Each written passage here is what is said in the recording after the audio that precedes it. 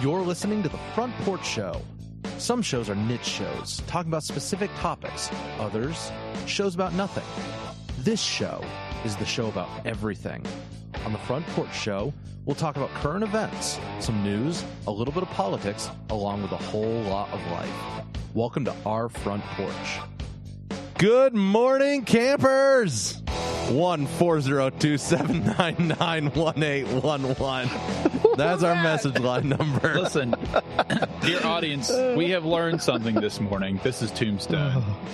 You cannot merely Sharpie or use MS Paint to draw a phallic shape on a picture and call it a meme. That's not how it works. There has to be a little something else to it. Now, for the record, it wasn't me this time. So This time.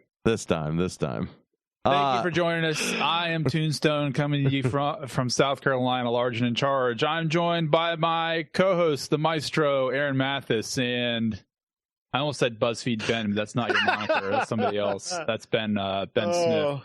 Good morning, everybody. Ozman. Oh, we made it, guys. We made it. Make it. Yes, long week. So, man, can I share the feedback I got on the show this week? Oh, quick? of course. Oh, definitely. So Let's hear it. If this is your first time tuning in, this is actually a really good synopsis of what we're all about. This is from our listener Jeremy. For the record, Ozzy and I have not heard this yet. This is fresh. So this is fresh. We have not. Okay. So he said, this is from our listener Jeremy, who's also here in South Carolina. He said, y'all's talk show is the most ADHD thing I've ever heard, and I have ADHD. Y'all can cover 5 subjects in less than 7 minutes. It's true. I responded, this is via text, of course. I said, is it fun to listen to? I said, if you have constructive feedback, this is the time, because I was getting ready to sit down with y'all this morning. He said, we need more profanity. Don't know about that. Yeah. Family-friendly show there, Jeremy. I mean, we're keeping it family just imagine, though. Just imagine. Add in some, like, pause. Every once in a while, add a creative pause in the show, and you can pretend. Just pretend. And he also says that if I haven't watched Gilligan's Island, now is the time. That's true. Which I don't disagree with. I haven't got to it yet. True. And he says, I need to learn. It's talking about me in particular. I need to learn some more cultural references. He says, it's true. You're the only... Dang it. I worked so hard. For the last 10 years, I've been working very hard to brush up on my cultural references. You just have to get on the internet. It doesn't cut it, though. He says, you're the only person I've met who knows more about Rhodesia than basic American culture. It's true. It's so darn, true. It's darn shameful to not know about Gilligan's Island. I mean, I know about Gilligan's Island. I just didn't really know much about it. Yes. He said, other than that, it's very good. Yes, Tombstone, but did you know about when the Germans bombed Pearl Harbor? Yes, I'm aware. I haven't seen that movie, but I'm aware of the reference. I've seen it on YouTube. Okay. I have a sad admission to make to you guys. It came to my attention this week that I have never seen any of the Rocky movies. Wait, what?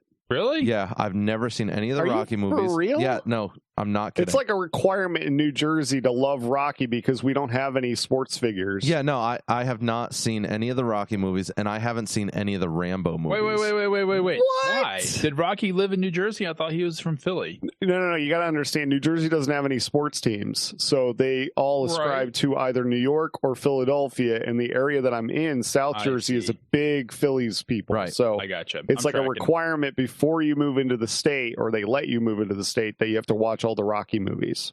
No. So it came to my attention this week, and I was like, man, I'm sorry. I'm so sorry. Well, don't worry, Amazon's got you covered because you can watch them on Prime. I can watch all the Rockies on Prime now. Yeah. Did I tell you guys that I canceled my Netflix and I never looked back? You did. Wait, you got it back? No, I never looked back. I never looked back. I have never regretted it. You did.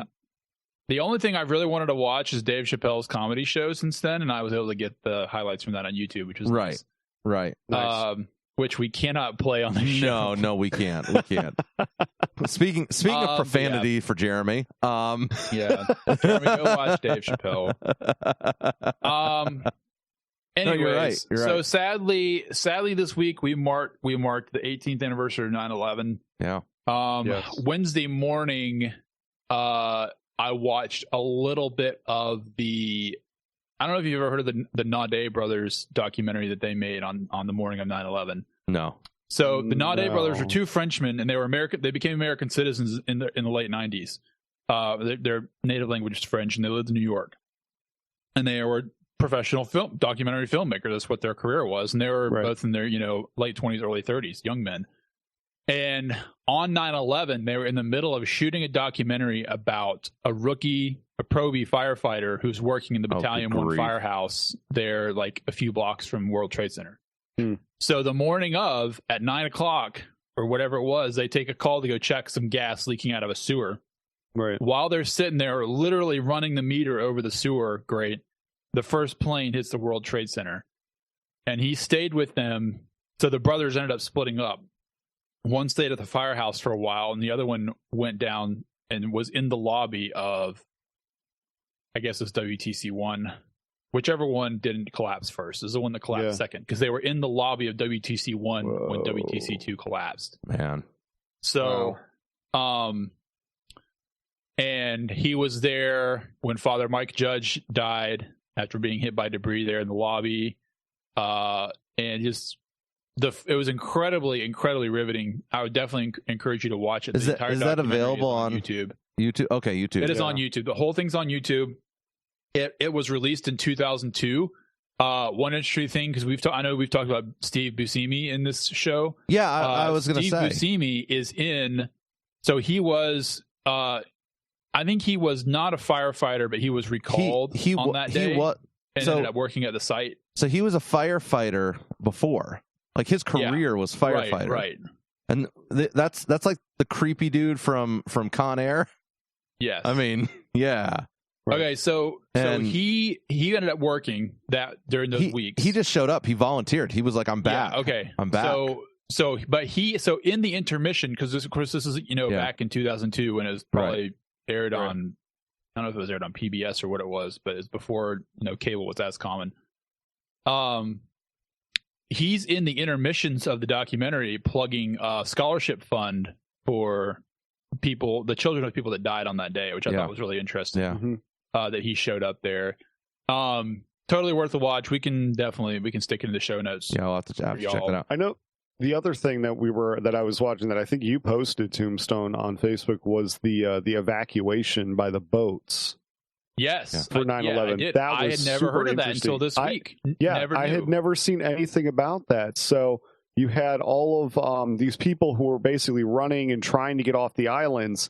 And because of what was happening, like everything was shut down, everything was gridlocked. They shut down the trains and the bridges. Right, and nobody knew what was going on. Right, because they weren't sure what was happening, if it was going to happen anywhere else. So there was no way to get off the island except for the boats. Reader's Digest: the Coast Guard put out a call for every available boat to pull people off the piers in Manhattan.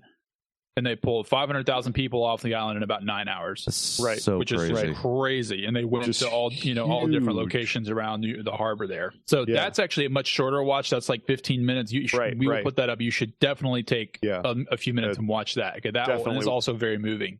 Definitely worth the watch. So where were you guys when this all went down? Ben? I was at home doing school because we were homeschooled, and my sister, who was watching TV for she was doing video classes anyway. She switched between classes, took the cassette tape out, or cassette tape, the VHS tape out. I mean, it's a cassette. Yeah, close enough. But took the tape out. And it was on the news channel, and she came out and said that somebody ran into one of like a skyscraper, or maybe it was the Pentagon by that time. Oh man, yeah, said somebody or something, and we all went. And I literally, my mom was with us and everything. We all went, yeah, right, not that's not possible or whatever. And she was like, no, really, like something happened. And I mean, she was, I think, she's 13 at the time, 14 at the time, because I think I was 11 or 12. Right. And I remember we just sat there and just watched. Like, we turned it on the TV, and then we just watched, and it was like, oh, wow. It was crazy. I was like, crazy. I was 14 or 15. I got home from I got back to school from a piano lesson. It was a small Christian school. And we, as soon as I walked in from that, a woman walks in and says, hey, a plane flew into the World Trade Center. And we didn't. I made some joke because it's happened before. Right. Like, right.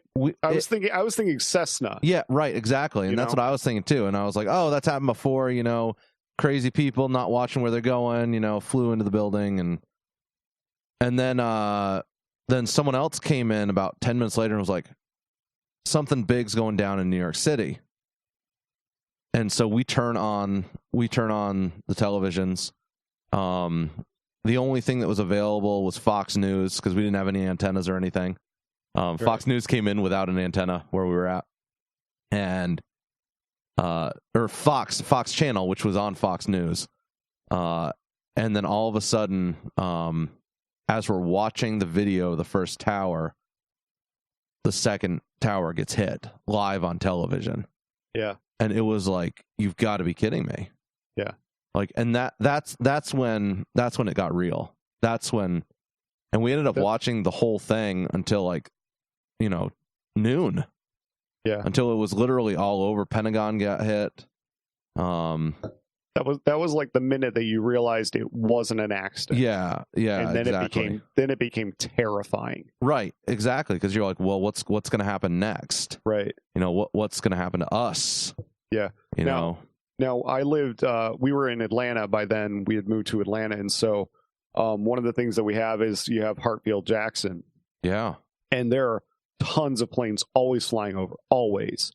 And I remember that day, like, we went outside and there were no planes in the air. That's super weird. It was dead silent from the planes. And that was super trippy. Yeah. Because there was always, like, at any moment in time, you can see usually about maybe 3 to 8 or 10 planes in the air. Oh, yeah. That are around that area because we're about 30 miles out from the airport. So I was in Vermont at the time, and I don't really remember much of that part. I remember the weird fear, I guess, of unknown, the uncertainty, I guess. Trying to make sense of it all, right? And it didn't make any sense. Claim to fame though, out here, Strategic Air Command. Like 12 hours after it happened, this is where President Bush came to Offutt Air Base, and like his desk is still at Offutt, like the desk he sat behind giving the first press conference, or the first address of the nation after that happened. Right. Tombstone, where were you? I was living abroad. Oh, that's right. In 2001. So all this happened in the afternoon. So I was at home. And we'd come back from somewhere and I was reading or something. And I realized, and this would have been, I'm trying to think, this would have been around 10 o'clock EST. So it was 4:30 our time. Yeah. And in the afternoon. And I realized the house was completely quiet. And everybody except me, well, everybody, because my sister's really small, but everybody was in my parents' room watching television, and then so I realized this week. So when I walked into the room, television was on, CNN was on, and both the towers had already been hit, and I think the first tower had already fallen. So it was kind of later, a little bit later, and I think I watched the second tower fall on live television. Yeah. And I think I had actually blocked that out until this week. I remembered it. I hadn't thought about it in 18 years. Yeah. Right. I don't know if it was because it's traumatic or just because there was a lot going on and I forgot about it, but that was a really bumpy day.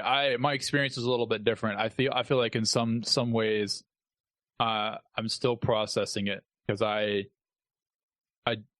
didn't have the same experience, and sometimes 9/11 I'll see something or I'll watch something like that documentary and it hits me really, really, really hard. But yeah, not a fun day. I don't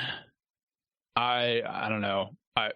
It's almost as troubling to me what happened that day as all the awful mistakes that have happened since then in terms of our foreign policy, and it wasn't that long ago. It just really does not take that much for things to go wildly off the rails. Yeah. And this is not, to me, in terms of loss of life and destruction, this is not the absolute worst thing. But and it's obvious to me. I apologize for politicizing this a little bit, but it is obvious to me that the apparatus that we created to make us safe is now a threat to our civil liberties, and that's a tragedy is not quite the right word because there's a lot of opportunism, but when you put people in that kind of emotional pressure cooker, then they tend to make bad decisions. That's right. I would like to think that humans are better than that, but we're not. Time and time again has unfortunately proven that. Yeah. So, but if you think about it this week, say a prayer for those that are honestly, a lot of people I think are still grieving 9/11 and people they lost, and pray for everyone that's been affected by everything that shook out afterwards. Yeah. We'll be right back.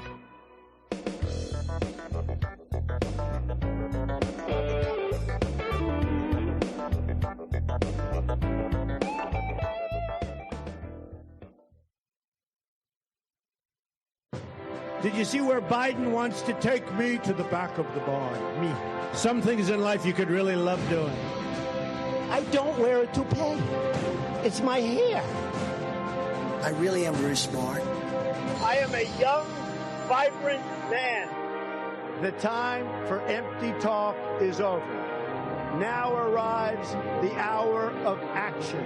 We will make America great again.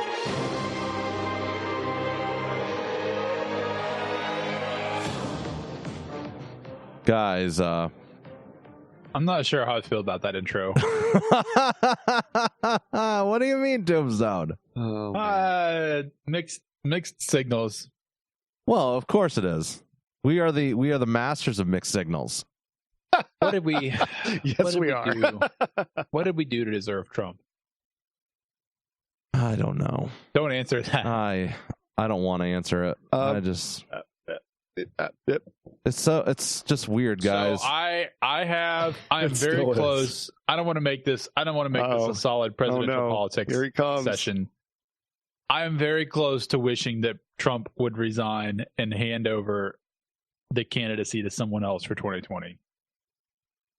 I have been, but not Mike Pence. No, I agree with you. Oh man. But who? Can't be Ted Cruz. No. Don't worry. Aaron does not like Ted Cruz anymore. Listen, we're gonna talk about this later. That is not a segment. We can talk about that when we talk about the. It's true. It's true. We can talk about that. Don't let me derail the show. Talk about that later. Have a show. We actually have a plan. We can't derail it in the second segment. Ozzy spent time and effort to actually produce the show today. Ozzy is earning his keep. He is. It's amazing. We're paying him peanuts. Literally, peanuts. It's true. It's true. Any money. Listen, I have not gotten any peanuts from you guys yet. So I'm just saying, I'm sitting here with a bowl of spicy Cheetos. The peanuts are in the mail. Don't sweat it. Yeah, somewhere. They might get lost though. Send them registered because we can't afford that either. No, can't. Oh man, guys! All right, where are we going with this? Postal Service. So no, Donald Trump, North Carolina. He does this bizarre defense of his hair. Do you have an audio?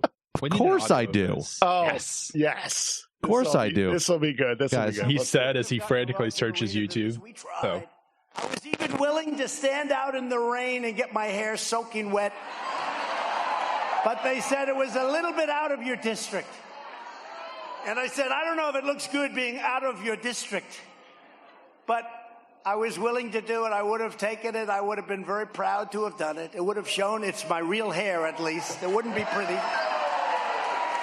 but it's my hair. May not be great, but I will say it's better than most of my friends who are the same age. A lot better. Okay, I have a serious question. Totally serious question. Is he nuts? No. I think he just missed his calling as a stand-up comedian for boomers. I think that's all it is. Oh, yes. Does Jeff think this is funny? Because that would be our way of telling if you would make it in the boomer age, Jeff's a resident boomer.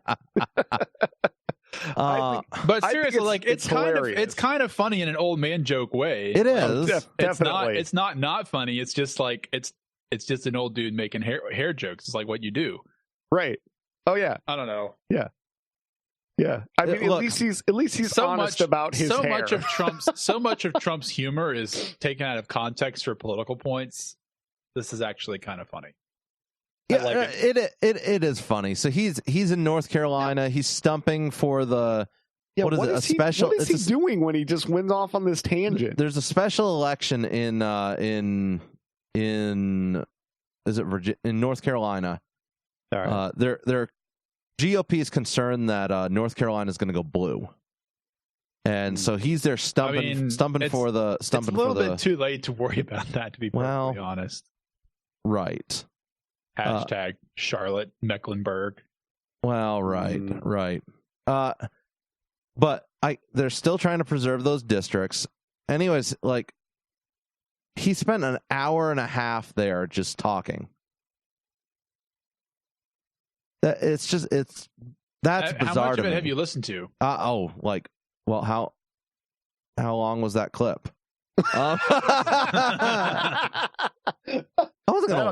That'll convince. I mean, I would not go to a rally to hear the Trump stand-up routine, but there are a lot of people who would. You heard the cheers in the background. Everyone's just freaking out and ecstatic that he's talking about his hair. If he came to New Jersey, I might go see him. Aaron, I think one of us needs to go to a Trump rally for science. Oh, definitely. And figure out what is going on, because people keep flocking to these rallies. It's like a concert. I'll tell you what. There must be something about being in the room with the man that is highly entertaining. That's all I can figure. If he comes anywhere within like 100 miles of me, I will get a press pass and all right. And I will go. I'm gonna make you wear. I'm gonna make you wear a MAGA hat when you go. I can't do that. I can't do that. I would. Can't do that. Do it. Speaking of going places, we got to talk about that today too. Unfortunately, we have more to talk about in the hair department though. We do. Tombstone. John Bolton's mustache has left the White House. Gone. Wait, Tombstone. What? No. It is abandoned. As of this week, John Bolton and his mustache, which is presumably attached to John Bolton, although we think it may have a will of its own, has left. John Bolton may be gone, but the stash remains. Okay, can I go on a slight tangent here? I remember reading in 2000. Why does he ask? What? Why does he ask? Sorry. I'm just saying. Just go for it, man. Just go for it. Southern gentleman. Oh, that's true. True. Mm-hmm. But I don't have a non-rhotic accent. This is a whole different conversation. I remember in 2000. That was 5 topics in about 30 seconds. 2006, Ann Coulter writing about how John Bolton was the greatest thing ever, and he needed to be our ambassador to the UN, which I think he was our ambassador. Oh my God. Where is that at, Ozzy? That's so amazing. I have no idea. I Googled it. Fantastic. And that's what came up, and I was like, that's exactly what Aaron has in his brain. Yes, it is. When he thinks about John Bolton. Okay, copy that picture, send that to me. That's going up on the show page. All right. For those of you, Ben just showed us not a cartoon, but like a Photoshop picture where John Bolton's mustache volume is like 5 times his normal volume. Oh, it's fantastic. It's hilarious. It's like a inch and a half or 2 inches off of his lip. It's just huge. Think about how things have inverted in the Republican Party and parts of the Republican Party in the last 15 years, where in mid 2000s, Ann Coulter is the biggest fan of John Coulter that was walking the earth, and now she literally hates his guts. Well, it's Ann Coulter.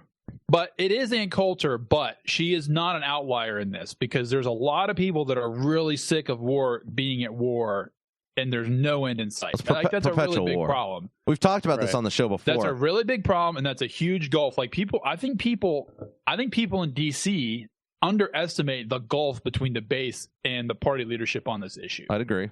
And yes, not that I'm a Paul bot. I don't even know why I bother saying that. But Rand Paul is out there in front and has been saying, hey, we need to figure out a way to wrap this up. Yep.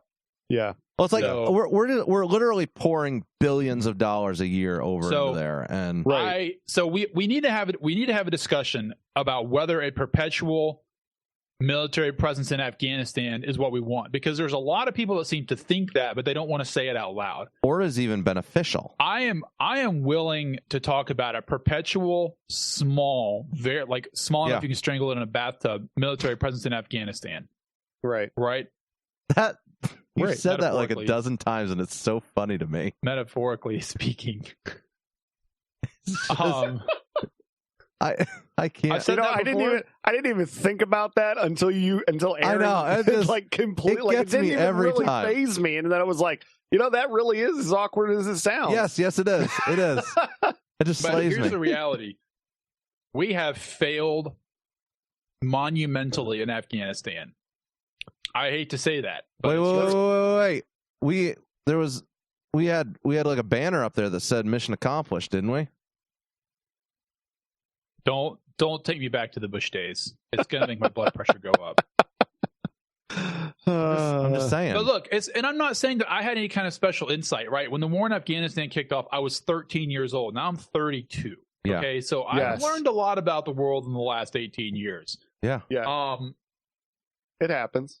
And people who are adults, have learned a lot. But this has been a horrific experience by any human metric in the last 18 years in Iraq and Afghanistan. So allowing that our most legitimate interest was in Afghanistan to start with, we still have not done a great job calming it down. We just haven't. So we either need to do something radically different or we need to wrap it up. Right. Or both. I agree. Absolutely. But I feel, again, it goes back to, it's not so much that we have different options of what we could do. We need to figure something out. It's my issue is more that the party leadership and the Democrat Party leadership too is actively misleading their base and obfuscating the issue to avoid reaching a decision and being responsible for whatever happens. That's the bigger problem. As long as the leadership and the base are lying to each other, no progress is going to be made. It's not possible. Yeah. Well, because there's no accountability. Yeah. Right. Now, do you think we'll ever get to the point where we'll actually pull out? Because we're so integrated in so many countries and helping out and being a presence and all this stuff. Do you think that we ever we should go back to pre-World War II where it's just pull out? It won't happen. It's not going to happen. And I don't know if it necessarily needs to happen. We just don't need to delude ourselves about what's going to happen if we stay. Right. Yeah, right. I think you bring up a good point. Let's just be honest about what's going on. Let's not play shocking. I'm not in politics. Let's not play politics. I'm not like a Ron Paul. We need to close down every single military base everywhere because whatever. I'm more like, let's be realistic about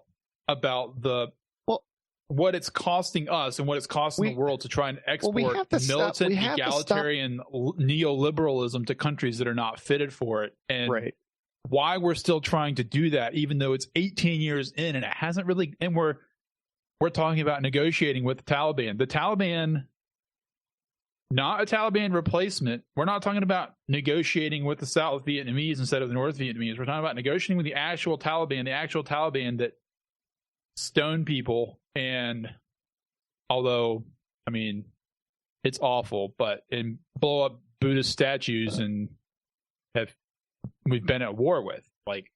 We've delegitimized the Taliban. So the idea that we can now re-legitimize them and then hand over the country to them in some fashion, it does rub me the wrong way, but I also don't see a way past it if we're going to avoid forever war. Well, I hate using the term, but industrial military complex. It's like we're perpetually propping. I don't know if anybody could doubt that the military industrial complex is real. It's been on the march for the last 18 years. Well, that's what I'm saying. It's like we keep propping it up. People keep making money. Look, my best stocks. Do you know what they're in? Defense. You're right. War. You're right. I've got defense, he said in quotation.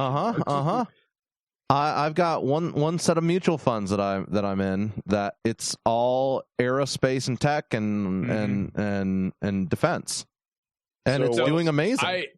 Now, in true consistent Tombstone fashion, I feel a little bit bad because I don't know enough about the current situation on the ground in Afghanistan to actually suggest something constructive. So I apologize, but I also know that I really don't want the status quo to continue. No, I mean, I think that's an honest, heartfelt sentiment on my part. Status quo is what we. And I don't love terrorists. Okay, like I'm not a terrorist loving Ron Paulite. I'm not, but. See, that's limits. Again, we had to establish if we're going to be this militarized, egalitarian, neoliberal force in the world, we have to decide what our boundaries are going to be. And right now, we don't have any boundaries. There's no limit on what we will try to attempt. Exactly. That's the whole thing. Is it's just stop, and give us something that's like, okay, here's where we will stop. Here's where we'll go, and just have that limited. Right now, it's just kind of like, okay, we're responsible for all of this. Yeah. And it's stuff that we just don't need to be responsible for. It's things that we just don't need to be involved in. We don't need to be responsible for, and we need to just stop being propping the entire world up. I have darker thoughts on what it would take to actually solve the situation, but the political capital does not exist for those solutions. We need to return, and I hate to do this, but if we are going to be in war, we need to return to the shock and awe.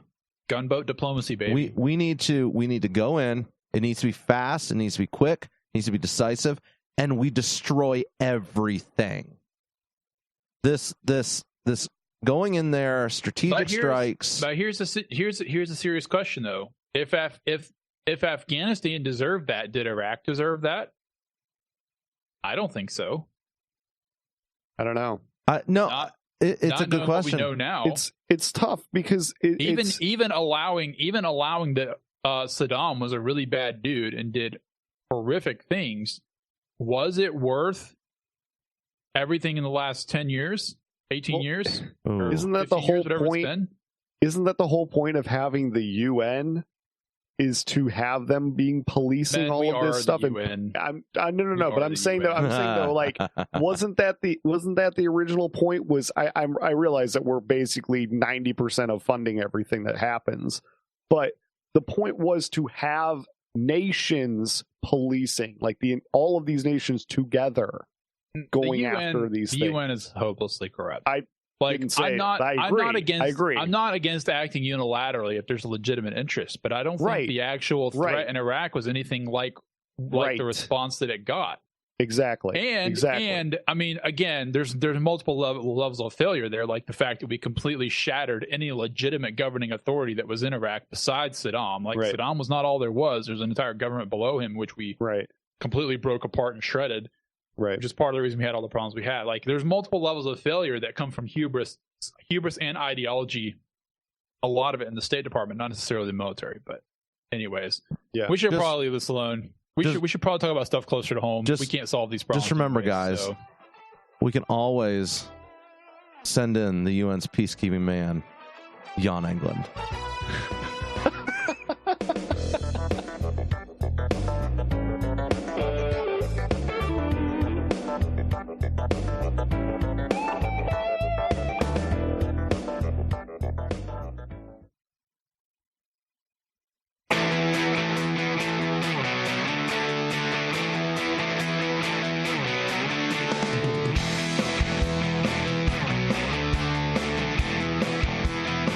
Guys, what would you say if I told you that you could go into a store and just like you're getting your bulk dispensed rolled oats or your chocolate covered almonds or something like that from the bulk section of your grocery store. Brilliant. You could go in and buy bullets by the pound.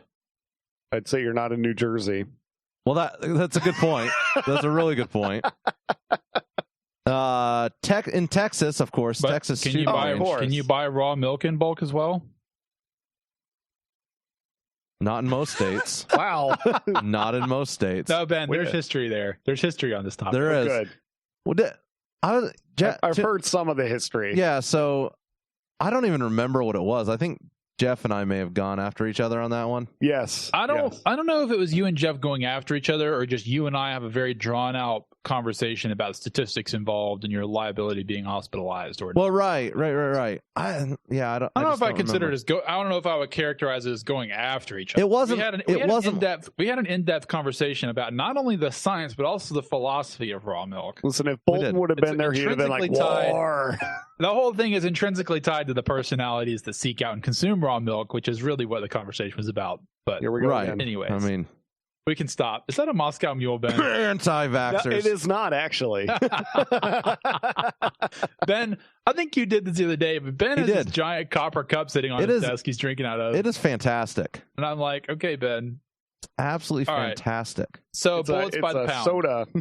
Well, is that what you were? Did you already say that? Or did I ruin the hook? What's that?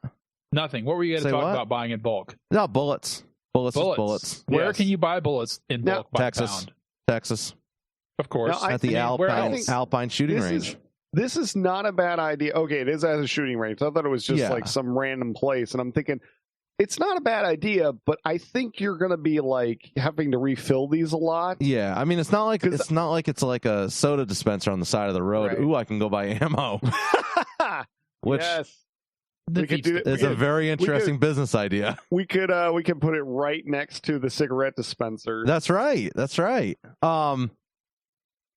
So yeah, bullet dispensers, you can buy them by the pound. Alpine shooting range in Fort Worth, Texas. This is not a bad idea. I mean, realistically, for being a shooting range, this is actually not a bad idea. I like it. So because, I mean, first it saves you from having to unwrap the freaking package. All you have to do is deal with a bag. I'm just saying, I like it. If I hadn't lost, all my weaponry in the tragic canoe accident of 2018, exactly, and 19, and 17. Yeah. Pretty soon to be 2020. And 2020. I'd probably put these in my, if I had one, a reloading room. Oh, definitely. Which unfortunately was lost as well in the boating accident. Tombstone's about to have many boating accidents. I hope not. Yeah, we were going to cover that in the intro. We didn't cover that. Yeah, we got real serious in the intro. How did the boating thing come? Tombstone, did you make it? Just I did make it. I drove back down to the other end of Georgia, picked up the boat, was not successful in wiring up the lights, so I drove home without lights. Nice. Oh, wow. But I did stop on the way home and make sure all the taillights and stuff on my truck were working. That's a good call. That was good to get to do. But what did the police say when you had your that you were only a traveler? Fortunately, did not have to talk to any Georgia State troopers. Which I've never been pulled over by a Georgia State trooper, but I hear that they are not nice people. I don't know. Pulled over in Georgia? I have never been pulled over in Georgia, and I lived there for like 15 years. My brother got pulled over doing 20 over one time. Now, granted, 20 over is like 20 the magic. That's a lot. That's like the magic. Yeah, but it's 85, so people drive 20 over all the time. No, it's not. That is not. Aaron, you can be driving. So the speed limit on 85 is 70 miles an hour. You can be going 90 and not even know it. I'm sorry. Yep. I'm a speed limit guy. I follow the speed limit. You didn't used to be. Yeah. I know you. It's true. I don't know about that. It's true. I was pretty good. I spun my saw and blew the tires out. I didn't blow the tires out. I broke one rim. Mister, I spun my saw out and broke a rim. It's true. It's true. Now, in my defense, it was I was going around a corner, and it was loose gravel. Gravel. Excessive speed. I slid my Eclipse off the side of a mountain one time. So, well, there's actually a video of it out there. Wait, what? What? Yeah. Is it really? Yeah, I'll send it to you here momentarily. Nice. That's awesome. Actually, I don't know if it is out there. We might have deleted it because it was really embarrassing for me. Yeah, but you also put a bullet hole through the back of the Eclipse too. I have a video of that as well. Yeah. What? This is great. I am Ben's really like, I'm finding out all kind of stuff. I'm really Anyways, what were we talking about? Your boat. The boat. So yeah, I didn't have any issues pulling the boat home. It was fine. Like, good. No biggie. Has she been underwater yet? Has she been in water? Underwater. Hasn't been in the water or underwater. No. Ah, bummer. I was hoping. So it's been it's going to take some TLC to get it ready. Well, right. Yeah. Right. Yeah. But we are going to do it. Yeah. Well, that's great. Just make sure you put all the plugs in it when you put it in. Yes. Don't forget that. Plugs are it will important. sink. Just so you know. It will sink. It has a small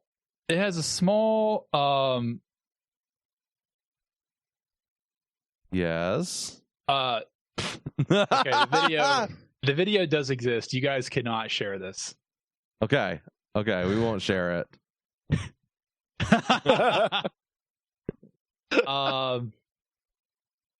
So I'll tell you running off why the in a road with a car, boat, I'm lost on where we are at this point in time. I didn't have any problems pulling the boat home. It's in my backyard. My daughter loves it, and I can't wait to put it in the water. It'll probably be next spring. Saw the picture of her sitting in the boat. It was super cute. She's very excited. She seems to be very. She loves boats now. So seems to be very smitten by this. She keeps talking about going to the lake. It's a blast. It is a blast. All right. So you posted something about asymmetrical genes, and I'm really scared to ask what asymmetrical genes are. What is this? This sounds terrifying. What's that? It's not the concept that's the problem. Oh my goodness! Really? What? I'm watching a video here, Tombstone. Oh. All right. So asymmetrical Tombstone, genes. there's good video of this. I'm about to. Oh my goodness! I forgot it existed. Oh man, this is good though. Like extremely stupid, extremely dangerous. It's not as fast as it looks because he sped it up. Well, right, but it's good though. It was fun. We had fun. Do we actually have video? Oh, we do. Oh my goodness, Tombstone! I don't think my mother knows this exists. Oh, you actually went off the road. That is what I said, right? Like, I didn't expect what I saw. I think my exact words were, "I slid my Eclipse off the side of a mountain." Oh man, that is where it went. Okay, that's hilarious. We can get a breakdown of that later. All right. Okay. I'm genes. sorry. Here we go. I've distracted the heck out of Aaron. So, who's the one that posted this? Because it wasn't me. I posted it. I think it was Aaron. Aaron, I love how you're the one that always finds the fashion items. I do. I would love to see you in a pair of asymmetrical jeans. How does that happen? Just to see what it looks like. I think he has really good taste. I'll make you a pair, despite his roots. I don't want to confirm or deny. So why is this like a Vermonters? I need to point out here that Vermonters have a terrible sense of style. They do. Vermonters are not stylish people. They're like the opposite, which is fine because they're very plaid in a pair of jeans. They're very practical, hardworking people. There's no problem there. But this is not. This sort of high culture is not something I would expect Aaron to stumble upon. I'm sorry. I'm sorry. Well, I'm not sharing it for the fact that I think that you should get them. High culture. It's the fact that I think that you're an idiot if you do. This is so weird. Oh, that makes more sense. So these are asymmetrical jeans. Weird. One leg is boot fit, and the other is. But it's not like even a good boot fit. It's like a weird flappy. No, it looks bell bottom. It's bell bottom though. One side is bell bottom. One is regular cut. And Neiman Marcus is selling these. Oh, of course. These jeans, cheap stores, for $462. I don't even know. I would have guessed that they were going to be like at least worth $468. I don't even like. It's just ridiculous. I'm at the Neiman Marcus website, and who would buy these? I have no idea. New Yorkers? Why? Apparently somebody. I don't know. But why? Why when you can buy? It's so. Why would you can buy a wide variety of jeans with like ripped off bottoms? And here's the question: would you buy this? Would you rather buy this in a high waisted format or a low waisted format? This is a very important question we need to resolve.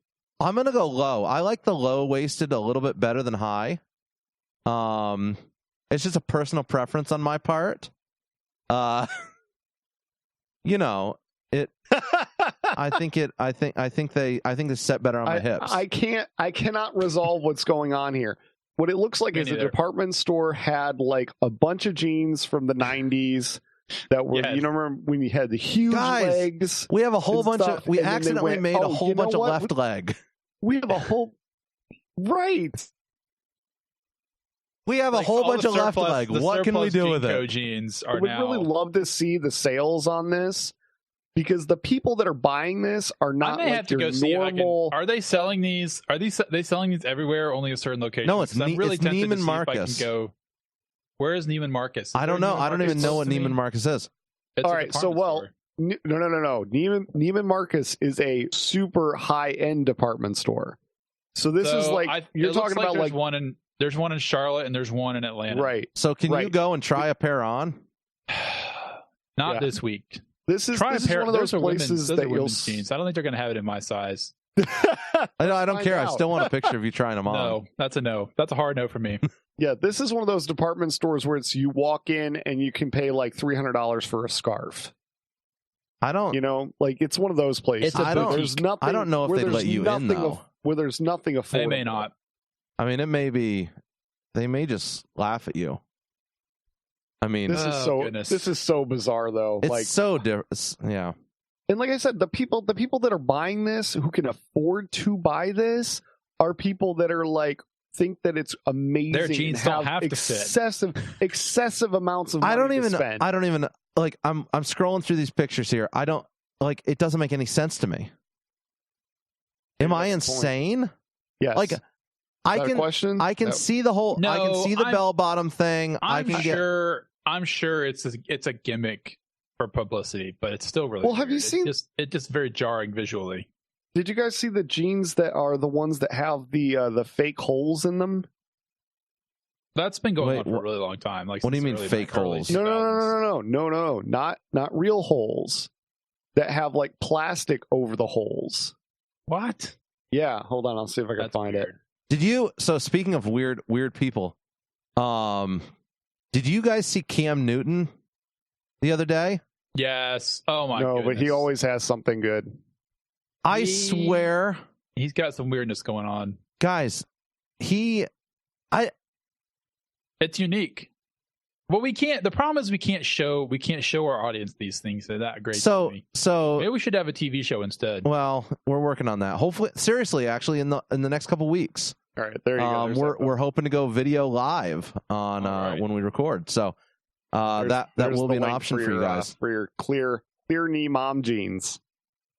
So okay, just to describe what Cam Newton looks like. Why would you do this? This is an abomination before God and man. What are you talking about, Cam Newton or no? the jeans? These clear knee mom jeans. Why they're sold out? What? Just kill me now. Why? I told you. It's like when you want to show some knee, but you got to keep them protected, I guess. Right. I'm so lost. There's nothing I can This is a pair of jeans with a cellophane window. Right, window in the knee. And like, what in the world am I seeing? I can't. There's nothing I can say about this that is fit for radio. Take us out, Aaron. Take us out. Hold on. Just Cam Newton. We got to describe what Cam Newton looks like here. Let's see. All right, tell me what Cam Newton's got his hair poofed out the top. He's wearing a grandma scarf on his head. Basically, he looks like Steven Tyler's microphone. I mean, if you guys have ever seen a picture of Steven Tyler in front of his microphone, you should probably look that up. See, I thought that was going to be a better. I thought that was going to be a better response. This. No, like mine is still loading. Really? Your internet's incredibly slow. Oh, see, he looks like he does, doesn't he? What in the heck is going on? He looks like. I actually dig that. Yeah, I know.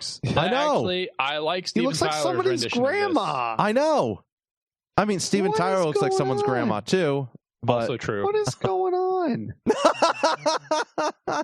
My wife's grandma used to do this. Have y'all noticed that Steven Tyler has a really big mouth? This is so weird. Yes, he does. Like his mouth is takes up the entire lower half of his face. Maybe that's why he sings so well. I don't know. And let's be honest, his grill is perfect. I like the comparison to the. I am slightly.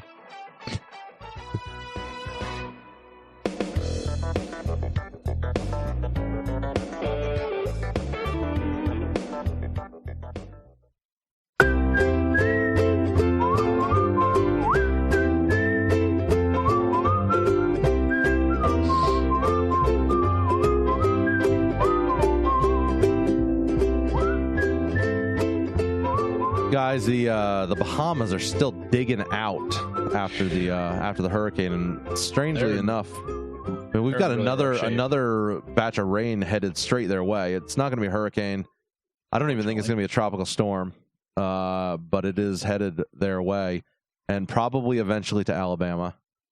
No, just kidding. They just keep getting crushed. Yeah, poor Bahamas. This is why you don't live on an island in the middle of the ocean. Can I ask an uncomfortable question? Maybe. Where are the Brits? Because the Bahamas is a Commonwealth. That's a good question. Where is the Royal Navy? I don't know. Maybe they're there. Are the and I just Bahamas don't a know. Commonwealth? Yeah. Yeah, I guess they are technically. Yeah, they are. I checked. Yeah, no, I'm rethinking through that, and yeah, you're right. Because you don't think of it. You just think of it as a little place hanging out off the coast of Florida, but they're a Commonwealth. They're part of the British Empire. So weird. I don't know. But obviously, we're a lot closer, so we're happy to help out. I'm sure we have memorandums of understanding with their people. Yeah, right. The Coast Guard and so on, but. So I saw the article this week, and guys, I got to be honest with you. This is a really spectacular number. I haven't seen this number anywhere else, but I have. You have seen this number. Okay. So the Bahamas Press has reported on September 14th they think they're going to have to. They think over 3,000 people have died. And some of those they're burying in mass graves. Yeah. Like, because they're finding their bodies, after the fact in fairly advanced decomp, which is, just awful. Really tragic. You feel for the families. You also feel for the people that are having to deal with this death. Like, it's just awful. Yeah, I saw 2,500 to 3,000. The population of the Bahamas is only like what, 9,000 people? No. Or I'm sorry, 90,000 people. It's not a big number. Now we got to double check this. 395,000. Okay, so right, because we were talking last week how that it was a lot of people that were was like 70,000 or something that didn't have homes. Yeah, which is incredible. Right, a lot of people are stepping forward to help take care of folks there. I mean, the U.S. has sent funds. You've got 3,000 is a huge number. I don't know of another storm that's killed that many people since maybe the early 1900s. That's crazy. That's a lot. Yet again, the biggest challenge was you had that storm surge hit, and it just sat there and there's nowhere to go. No. Right. They were saying that get out. They were saying they found people drowned in their attics. Yeah, that's like New Orleans. That's eerie. It's so scary. That is. The other side of me says,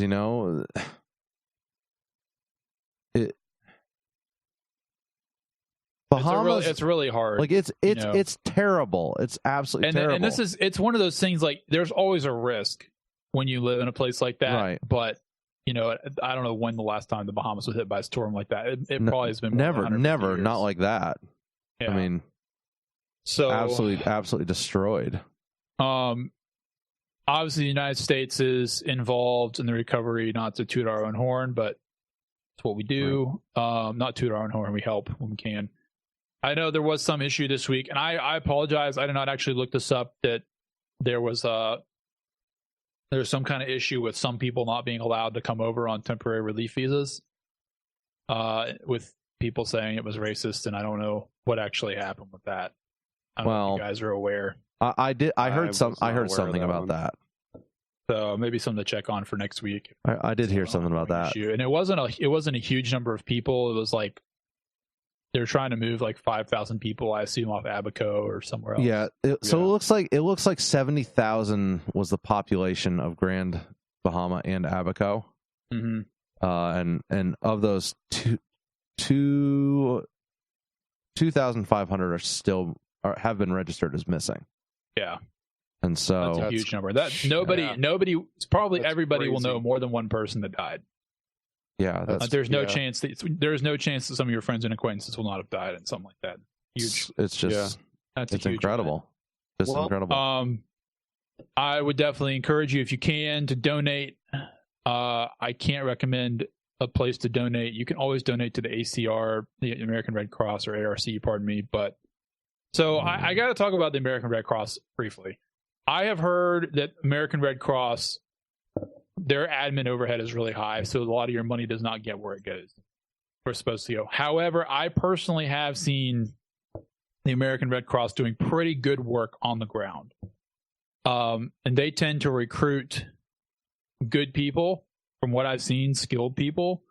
I've worked alongside them in shelters twice in hurricane season. I can't say much past that. You can always donate to Samaritan's Purse. I've heard great things about Samaritan's Purse, and I'm sure they'll have a footprint in the Bahamas if they don't already. Yeah, so, Samaritan's Purse I can recommend. I can recommend Samaritan's Purse completely wholeheartedly, because I'm really familiar with their organization. So, yep. Thanks for sharing those. Yeah, now there are some good things that have maybe not good things, but some things that have come out just from people donating.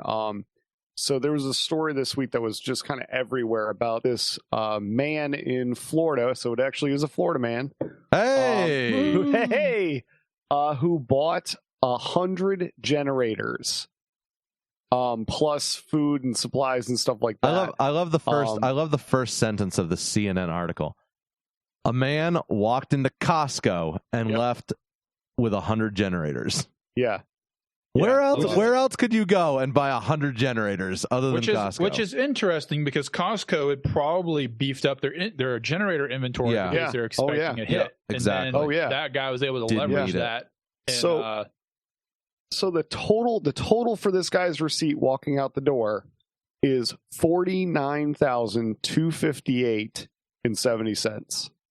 So $49,258 or $49,258.70. That's awesome. That's awesome. That's awesome. Good for him. Yeah, and he didn't just buy the generators, but he bought food and stuff else, and it's all getting shipped over. I gotta applaud him. That's incredible. That's America right there, guys. Like seriously, that is so cool. Not to bring us back down too far. Oh, here we go. Do you remember the America that we lived in, like, following 9/11? Yes. I mean, I don't, but I know what you're talking about. Oh yeah, meaning that everybody was kind of united. And everyone was united, helping out each other. It didn't matter what political party you were. Right. It didn't matter, didn't matter what color your skin was. Nothing mattered. Nothing mattered. It was people helping people. It sucks that tragedy has to do that in order to encourage that mindset. Yeah. But that's basic human psychology. I know.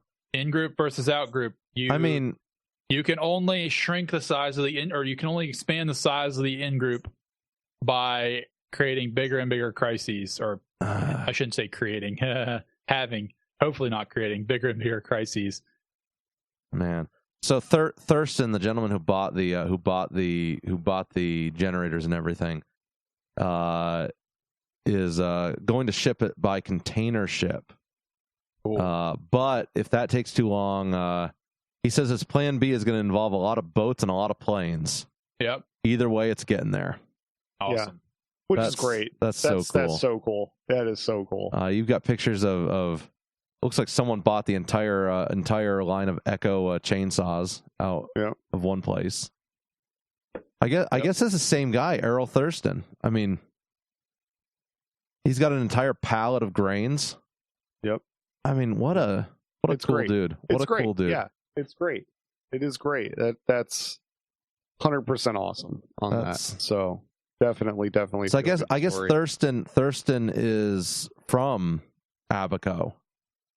I'm not sure if originally he's from there or what. Now, what we need to do is we need to find out if he is any relation to Thurston Howell from Gilligan's Island. Right, exactly. So that could be the reason why he's well aware of the devastation that can happen to a small boat on an island. That's true.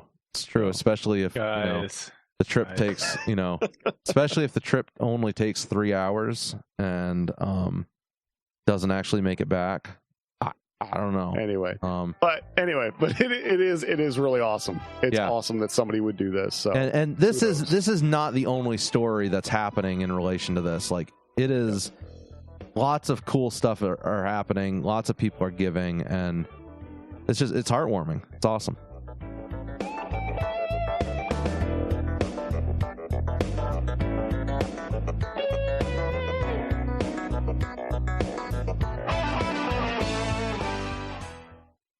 We all owe a huge debt to President Obama, who fundamentally transformed healthcare in America and committed this country to healthcare for every human being. Oh, we're on the same page about that. We owe a debt that. of gratitude to President Barack Obama. I want to give credit first to Barack Obama for really bringing us this far. He wanted every single person in this country covered. My plan would do that. Whose party? Would not. Who's running? Is Barack Obama running? I know. You just said that. You just said that 2 minutes ago.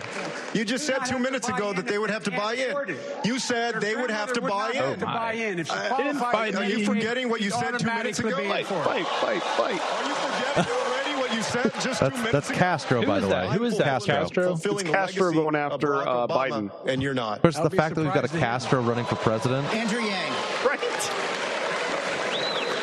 This is why presidential debates are becoming unwatchable.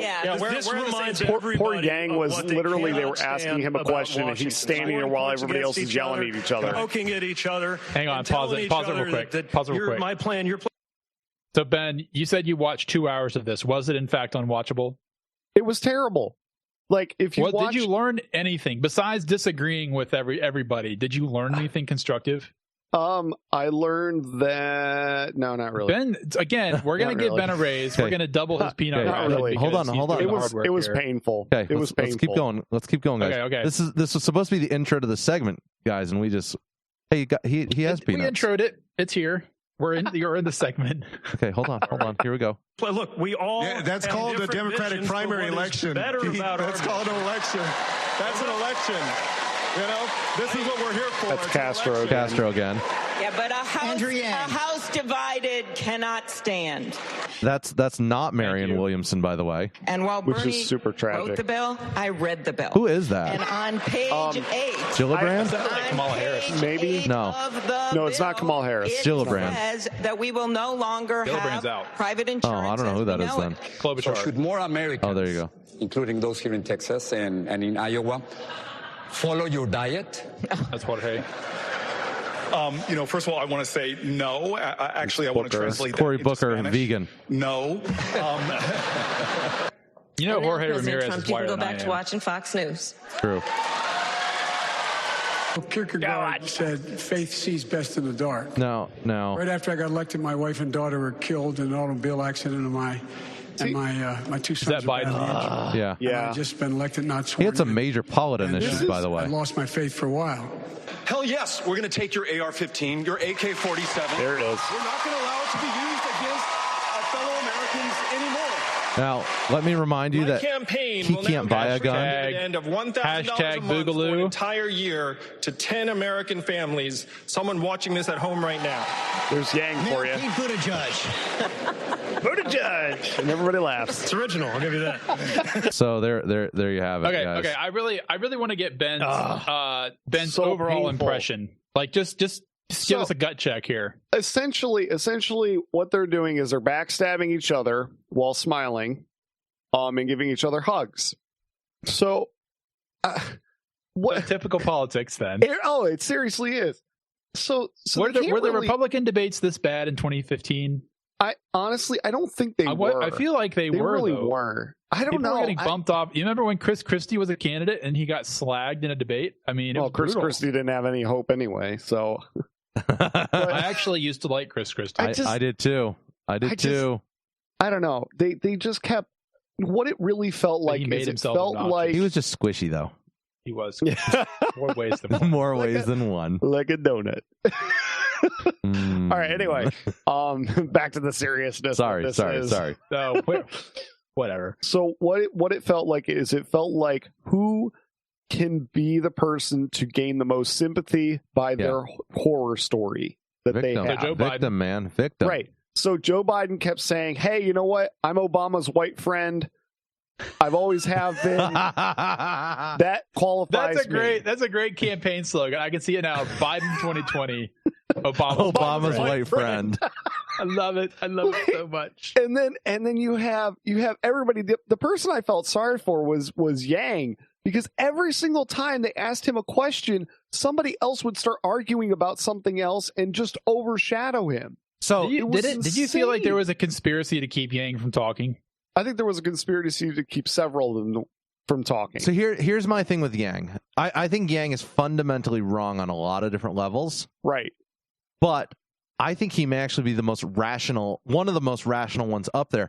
And may I even throw her into this as well?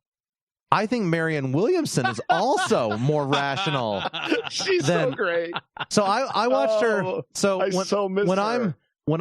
I'm staying in a hotel, my custom MO in the morning is roll over when the alarm goes off and turn on Fox News. Why?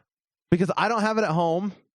And I just kind of want to get a feel for the news of the day, even though it's going to be absolutely a train wreck.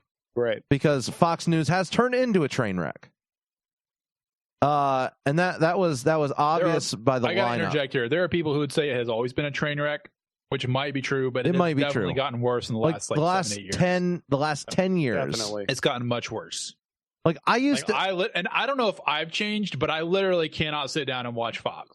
I'm not capable of doing it. I used to keep CNN on like 24/7, and then when I got Fox News, I started like going between the two, and I'd keep them on, both of them on like all the time. Did you have to stop your depression meds after you turned them off? That's part of the reason why I stopped watching them. That would drive me nuts. Yeah. That would drive me nuts. Like I would literally go into a depressed state every single day if I just kept that on. Exactly, and that's why I avoid news as much as possible. So that's part of the inspiration of, it's just to pull back the curtain a little bit. That's part of the inspiration of the show. This show presents the news a little lighter. Yeah, not be stupid. We present the facts. We present it in a funny. We also way. try not to insult your intelligence, even if we disagree with you. Right. We're going to try not to insult your intelligence in the process. And if we do, then email tombstone@thefrontporchshow.com. Thank you for that. We're not going to threaten to take away your AR-15s and AK-47s. So Monday morning, or Tuesday morning, I'm sitting in a hotel in Watertown, South Dakota, and I flick on Fox News, and I just show up for the Marianne Williamson segment. All right. And she's America's grandma. She is. She's like every elderly white. Ideologically, I wouldn't agree with her. Ideologically, I wouldn't agree with her, but she's just so nice. She's so nice. Like I would definitely love to sit down and have a cup of tea and talk about my I just want a hug. Oh yeah. I just want a hug. Yes. Oh yeah. I just want a hug from Marianne Williamson. Talk about Himalayan salt crystals or something. Oh yeah. Bless her heart. Yeah, like I'm what was the interview bummed. about? Oh, it was number one, she's got a new book.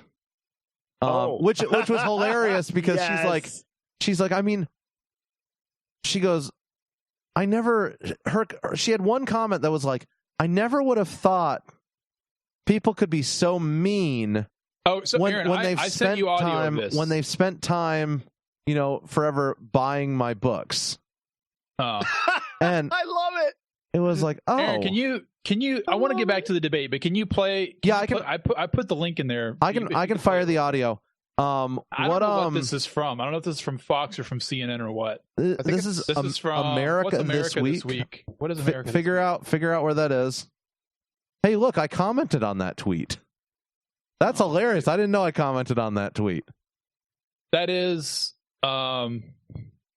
We got to source. We got to cite this before we can play it. I believe it was a Fox. It's a Sinclair show, so it's not a Fox. No, it might have been a local. Looks like it's well, what is it? What is it? Do we have anything? I can't figure it out. Don't worry about it. Okay. Well, anyways, we're gonna play this. Hopefully, it doesn't get bumped. Okay. Here's Marianne Williamson. Does it say that Fox News is nicer to me than the lefties are? I'm sorry? What does it say? that the conservatives are nicer to me. It's a bizarre world, ma'am. It's such a bizarre world.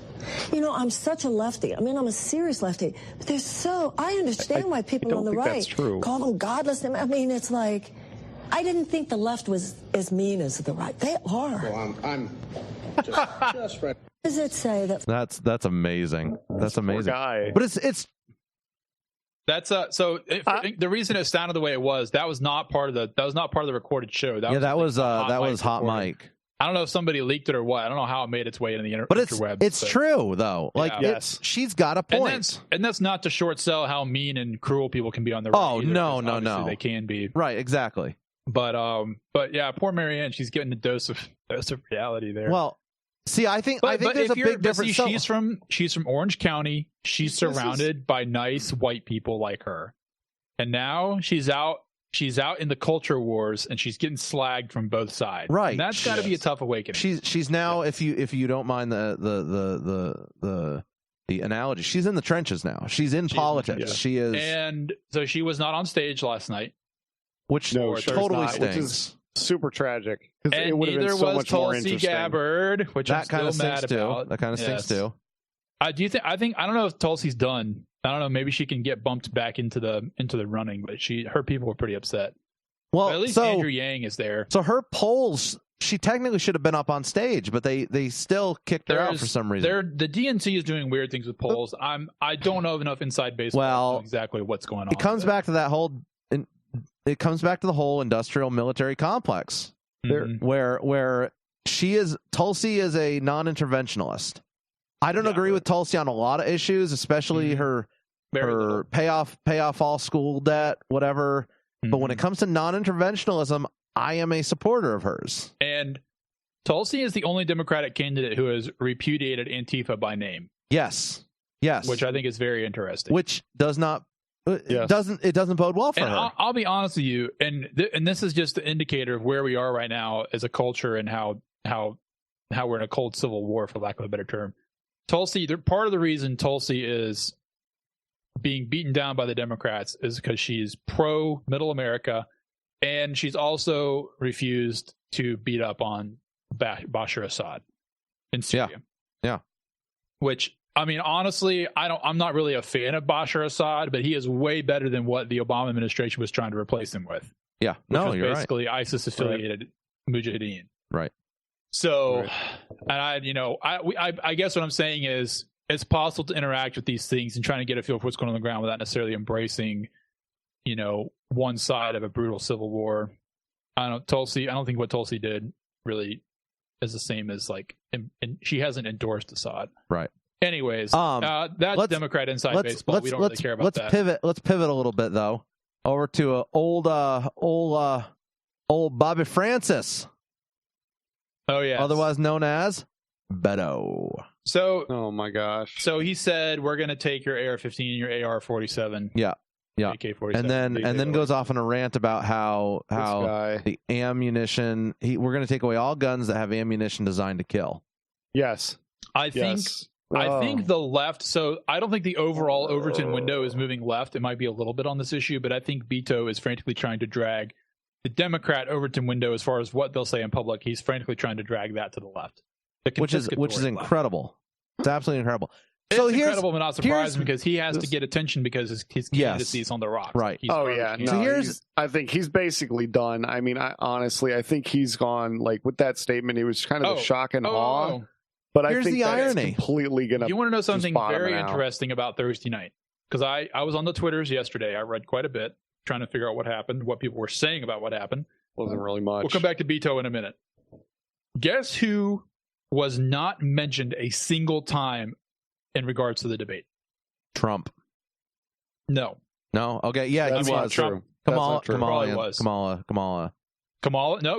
I saw Kamala's name come up quite a bit. No, Kamala mentioned Trump though. Oh, okay. But who? Oh, you're talking in the debate. Yeah, of the people on the stage, guess who I haven't seen anything about positive or negative? The Yang? Wild guess. Biden. Nope. No, because I saw stuff negative about him. I don't know. Tell me. I got nothing. Warren? Oh, yeah. I didn't hear a single thing about what she said or didn't say. So establishment doesn't want her. Do you know why? No. Why? She's going to lose. She can't beat Trump. Absolutely. I don't think Warren can beat Trump. I'm not convinced. I don't think Warren can beat Trump. The reason I'm not convinced is because white suburban women are a weak point for Trump. And Warren is very strong in that demographic. I hear what you're saying. I'm only telling you the facts. I'm not telling you how I want it to be. I think in a debate, I think Trump will be able to kill her, destroy her. He's gonna destroy her. I think Trump might bombard her. By the way, she's very unflappable. While we're on the topic of Pocahontas, I think I need to apologize for something, guys. I need to apologize because I had a flashback back to kindergarten. I attended public school kindergarten in Whiting, Vermont. Warren, your teacher? No, guys. We had a Thanksgiving program, and I put on a headdress. Oh, I was hoping you dressed up like Pocahontas. And I need to apologize for my cultural appropriation. You appropriated Elizabeth Warren's culture. Of white northeastern liberals. Yes. I'm sad. I'm so sorry, guys. Sad is what it is. So, anyways, is this a good moment to pivot into my assessment of the two-income trap, or do we need to wait for that? Well, we should wait for that. That needs its own segment. Let's keep going. Because my impression of Warren has shifted as I've read the book. Which is interesting. I don't know if it's going to matter to everybody else in the country, but it matters to me, and I'm the most important person. Well, in my universe, exactly. So little random fact about Beto. Yes. Beto has a criminal record. Beto can't buy guns. That's good. Literally, Beto cannot can you buy be president guns. if you're a felon? I don't know. Was he actually convicted, or was he only charged? No, so he cannot pass a background check, is what I'm hearing. Interesting. He cannot pass one. I'm gonna GTS. I'm gonna Google this. So now one of the things that he was talking about was that he went to, before he went on his rant about AR-15s and stuff, or maybe it was right after, I don't know. But he was talking about how he went to a gun show and then found common ground with all of the people that were trying to sell these, all these weapons and stuff like that, and how they told him that, you know what, if we could avoid and stop all of these killings, that they would cut up their guns and they would throw them away, and all this stuff or whatever. I'm sorry, but the hot topic is not going to be or is not going to be saying that you will take away everybody's guns. That's not how you do it, because I'm thinking my thoughts on this are they want restrictions more and more on guns, but coming outright and just saying, we're going to take your guns away, by the way, if I get into office, so you better be prepared, is not the way to win. I have some real talk on this topic. I don't actually like guns that much. Compared to other things I like doing. If I had to pick in a fictional universe between riding motorcycles and owning guns and shooting guns, I'd pick the motorcycle every time, because motorcycles are a lot more fun. Okay, if I thought, who are you and what have you done to Tombstone? No, I still enjoy shooting. Enjoy shooting, but motorcycles, you can ride them every day. There's more. See, different kind of fun. When I look at my firearms that were tragically lost in the boating incident of 2018 and 19 and 17, I don't view them as fun, though. I view them as tools. Right, I do elicit enjoyment out of them to an extent. Yeah. But my enjoyment isn't because of the firearm. My enjoyment is because of I'm getting out in the woods and I'm hunting, or I'm spending time with family and friends. Let's leave aside hunting. Let's consider, because hunting is one of those things. I don't think hunting is going to go away either way. But and I would not give up my hunting rifles. I mean, I hunt with my AR-15, so I probably give that up. But I'm just saying, in a hypothetical situation, if I thought giving up my higher end guns, my AR-15, my SKS, I don't even know what else I have, my pistols, if I thought that if I and everyone else could give those up and actually create a safer place, I would do it. I don't believe that, and there's no way to convince me of that, because the reality is we have an extremely large criminal underclass, and this is not a black-white thing, okay? Because if you live in the country, everybody knows about tweakers, okay? Tweakers kill people. Oh yeah, we have them all. Our county, we've got 6,000 people. We got tweakers roaming around, like knocking farms over all the time Right. to steal it stuff. happens. So we have a large criminal underclass that are violent and drug addicted, mentally unstable. Okay. I'm not giving up my guns. And it's not because I want to go to war with the government either, because that's just too awful to contemplate in my mind. But the way American society has been built has evolved ever since 1630, or whenever the Puritans arrived, 1625, whatever it was. Like, we have a lot of open space. We have spotty police presence. We have a high degree of individual liberty that all these things afford us. And as a result of just the nature of the beast, we have a lot of, I shouldn't say a lot, but we do experience occasional random violence. Freedom is messy. Freedom is messy. And I'm not gonna give up my ability to defend myself from that permanent violent underclass that is not going away. Right. I'm not gonna do it. Right. And that's what it comes down to me. I mean, I obviously I embrace the original intent of the Second Amendment, which is a well-regulated militia, the more defense against foreign invasion or against a rampaging federal government, which is, what the militia was used for in the Civil War. But, like I said, in this day and time, that's not something I really care to think about. The self-defense aspect, absolutely extremely important. Yeah. Without a doubt. And I think that includes using stuff with so-called high-capacity magazines, which are actually standard capacity, but that's here nor there. Right. Well, I think that's a huge thing that was really disturbing about the whole debate is they had all of these people up there. Every single one of them, like I said, would just literally backstab each other about whatever their policies were. But every single one of them was like, this is what's going to happen, and we're going to fix all of this. We're going to give you free healthcare. We're going to do this. We're going to do that. And then you sit there and you go, you realize that can't work. But you're telling everybody this is what's going to happen. We're going to take your guns away. We're going to give you free healthcare. We're going to do this. And you're like, it can't work. Like, it can't work the way that you're thinking that it's going to. Yeah. It's not going to, you have this expectation of this utopia that's going to happen that, we're going to take all the guns away, and then nobody's going to have guns and nobody's going to be able to kill each other with guns. And you're like, that's a great idea. Okay. I want to talk about work. I want to take away the guns from people who are illegally own them. Yeah. Okay. If we can go out, criminals and everybody else. If we can go out for a minute, no I want to talk about utopia, and I want to talk about Elizabeth Warren and the two-income trap. Yeah, we got to talk about that. Squeeze that in. Yeah. We I'll try not to go on at length, but it kind of feeds into this whole mindset. Like, I just want to clarify real quick. Your anthropology, really. Beto has 2 misdemeanors. So okay. I don't know whether or not he can own a firearm. I don't think that keeps him from buying a weapon. Depends on what state he's in.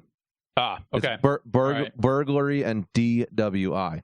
So when we get back, Tombstone's going to extrapolate upon his reading of the Elizabeth Warren book, The Two-Income Gap. Trap. 2-income trap. We'll be back.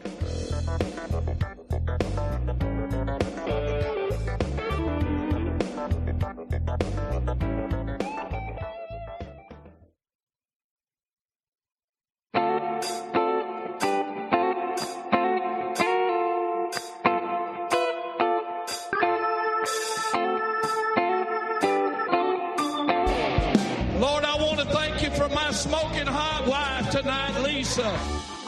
That was a non-gendered person, Ken, and you just gave it a gender. I tried this one chili and it set my mouth on fire, and I had to drink a 2-liter of Mountain Dew. All right, leave this guy alone with his poor constipated poops. We're going to come back and talk about politics. That's what really matters here. Strangely enough, we are. You're supposed to let me start this one. Oh, I'm sorry. I didn't see you. Woohoo. I was like waving at you. Oh, go ahead, Ozzy.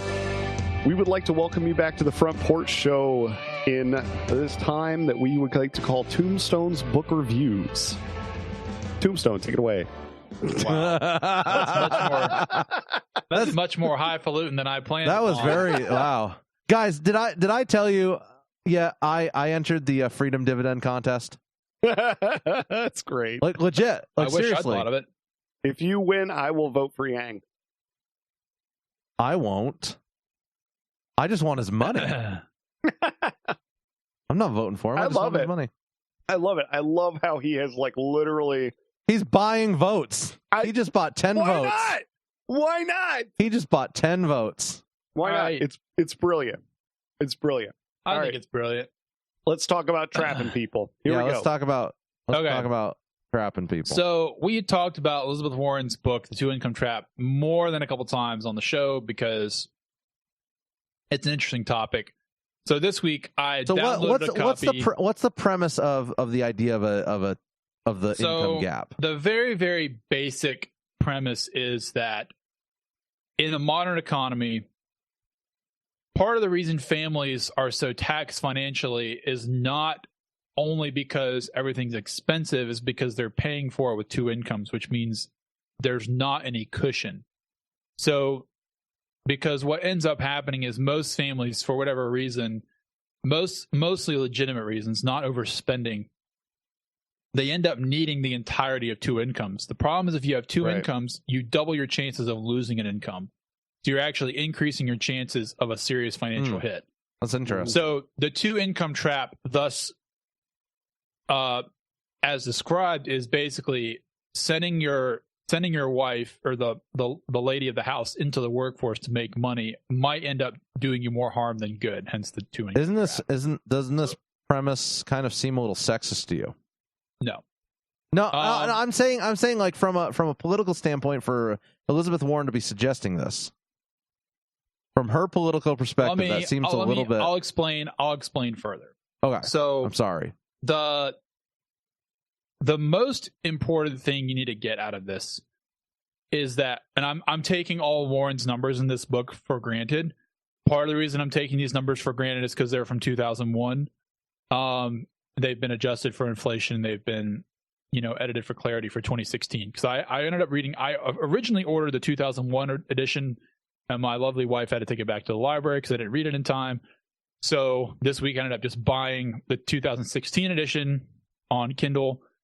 I don't know what the differences are. For this purposes of this discussion, it doesn't really matter because the 2016 is more relevant to the election discussion anyway. So all that to say, so Warren basically says middle class incomes have not increased in the last 40 years. Okay, 40, 50 years. However, cost of living has increased. And most of the cost of living increase is a result of houses and homes being more expensive. I think I can. That's basically what it agree with breaks that. down to. Do you think that it is houses being more expensive or people wanting more house? It's both. Because part of the reason people end up wanting more house is because they're pursuing stability for their family, or, and this is key, they're either trying to get out of a bad neighborhood into a better neighborhood, and they're buying a nicer house just so they can be in a nicer neighborhood. And I don't mean that they want a nicer house per se, but they want their kids to be in a nicer environment. Gotcha. Okay. So it's not necessarily. She doesn't rule out a blatant materialistic aspect, but the average size increase in homes is really not that big in the last 40, 50 years. The number of rooms has increased by like half a room, and it's usually bedrooms and bathrooms. Really? Yeah. I would have thought that would be more significant, to be honest with you. Yeah. So, and she actually talks about that. It's like when you think about people being in deep financial water, do you think about an overblown McMansion with, gratuitous space and terrible taste and design? But she said on average, homes have not gotten that much bigger. And that could be because there's just a really large existing inventory going into the 90s before a lot of that happened. So remember, the book was written in 2001, which is when the McMansion thing was still kind of getting spooled up. Catching on, yeah. So those numbers might have changed since 2001. I really don't know. But in when the book was written, that's what the situation was on the ground. Okay. So, so she talks about basically the biggest driving factor, as she sees it, in home prices is affected by school districts. That's the biggest effect. And I have actually seen this happen. So this makes sense to me, especially if you're looking at, cities with lots of families. Yeah. Right. Like Greenville and Greer, and Taylor's, where I live. So let me run a few numbers past you just to give you an idea of how Warren sees the problem. And again, this is a book that would not have resonated with 22-year-old libertarian me at all. 32-year-old single income dad with 2 kids. This book hits me much, much closer to the belt. Okay. So I'm some of this is going to be quotes, some of it is paraphrasing, but it all comes to the book. Between 1935 and 1980, GDP was going up, and 90% of America that makes up the middle class, the working class, and the poor, in other words, everyone except the richest 10%, they got 70% of all income growth. This is between 1935 and 1980. The rich got richer, but everyone else did too. Mm-hmm.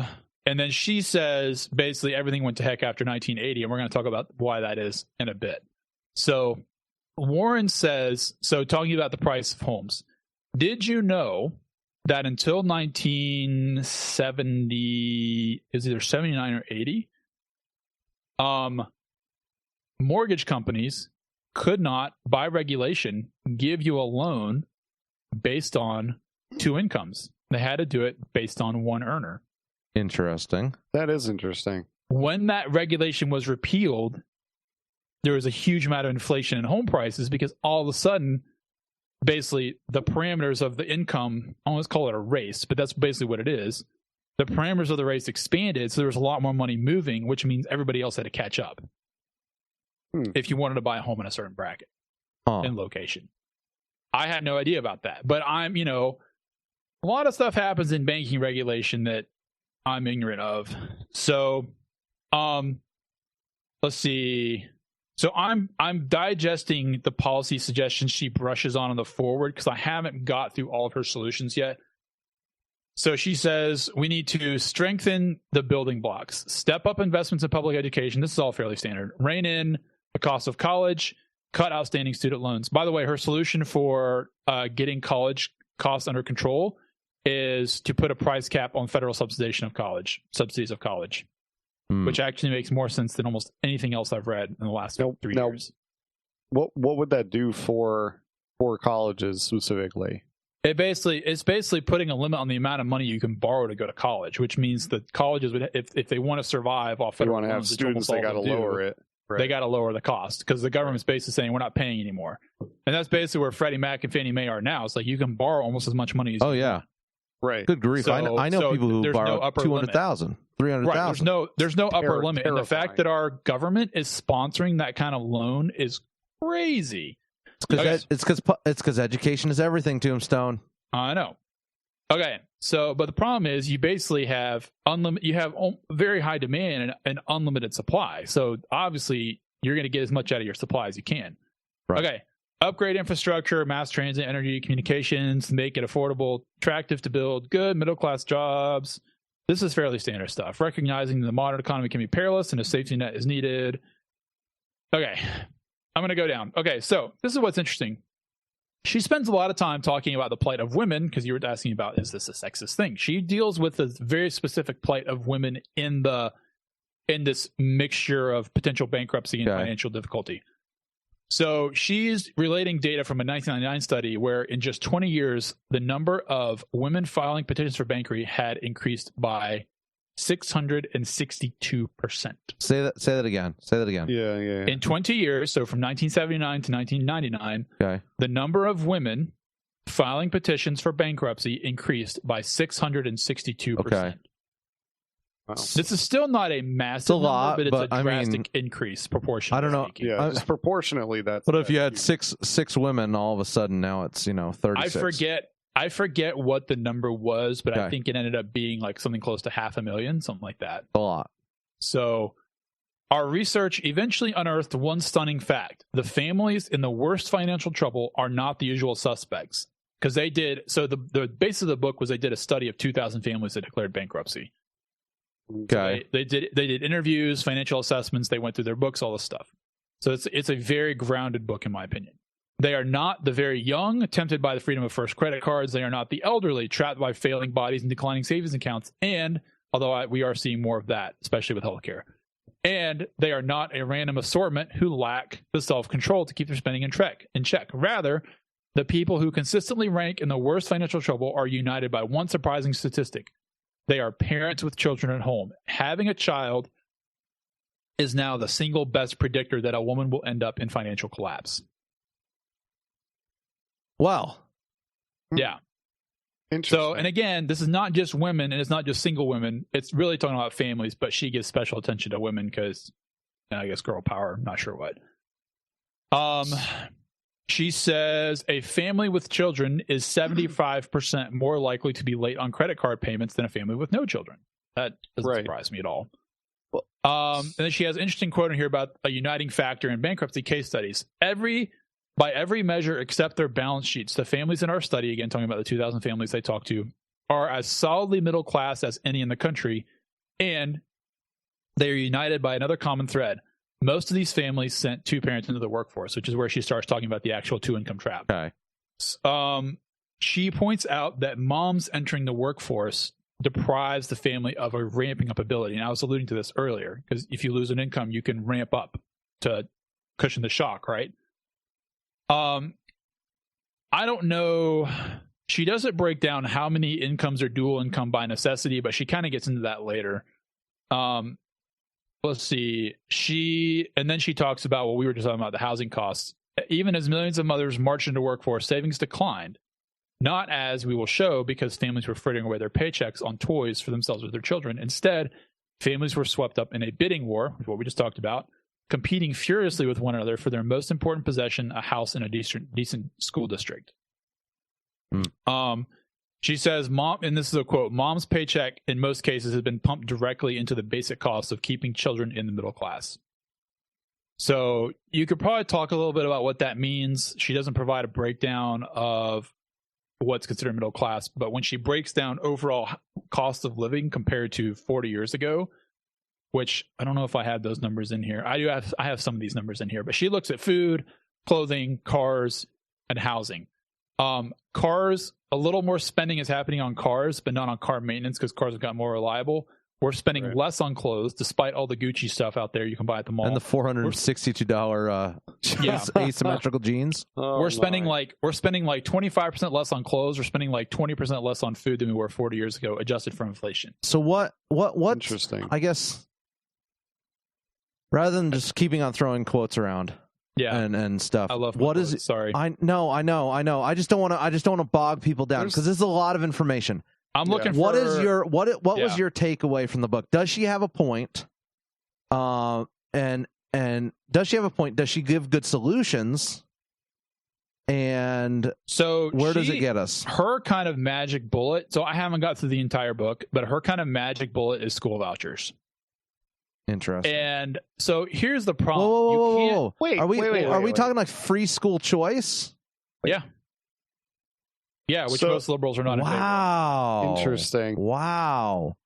Yeah. That's interesting. So how are they going to no. So here's the thing. So if you go back to the mortgage thing, you can't put that genie back in the bottle. Right. Like that's really where everything came off the rails. And I don't think she spends nearly enough attention to that.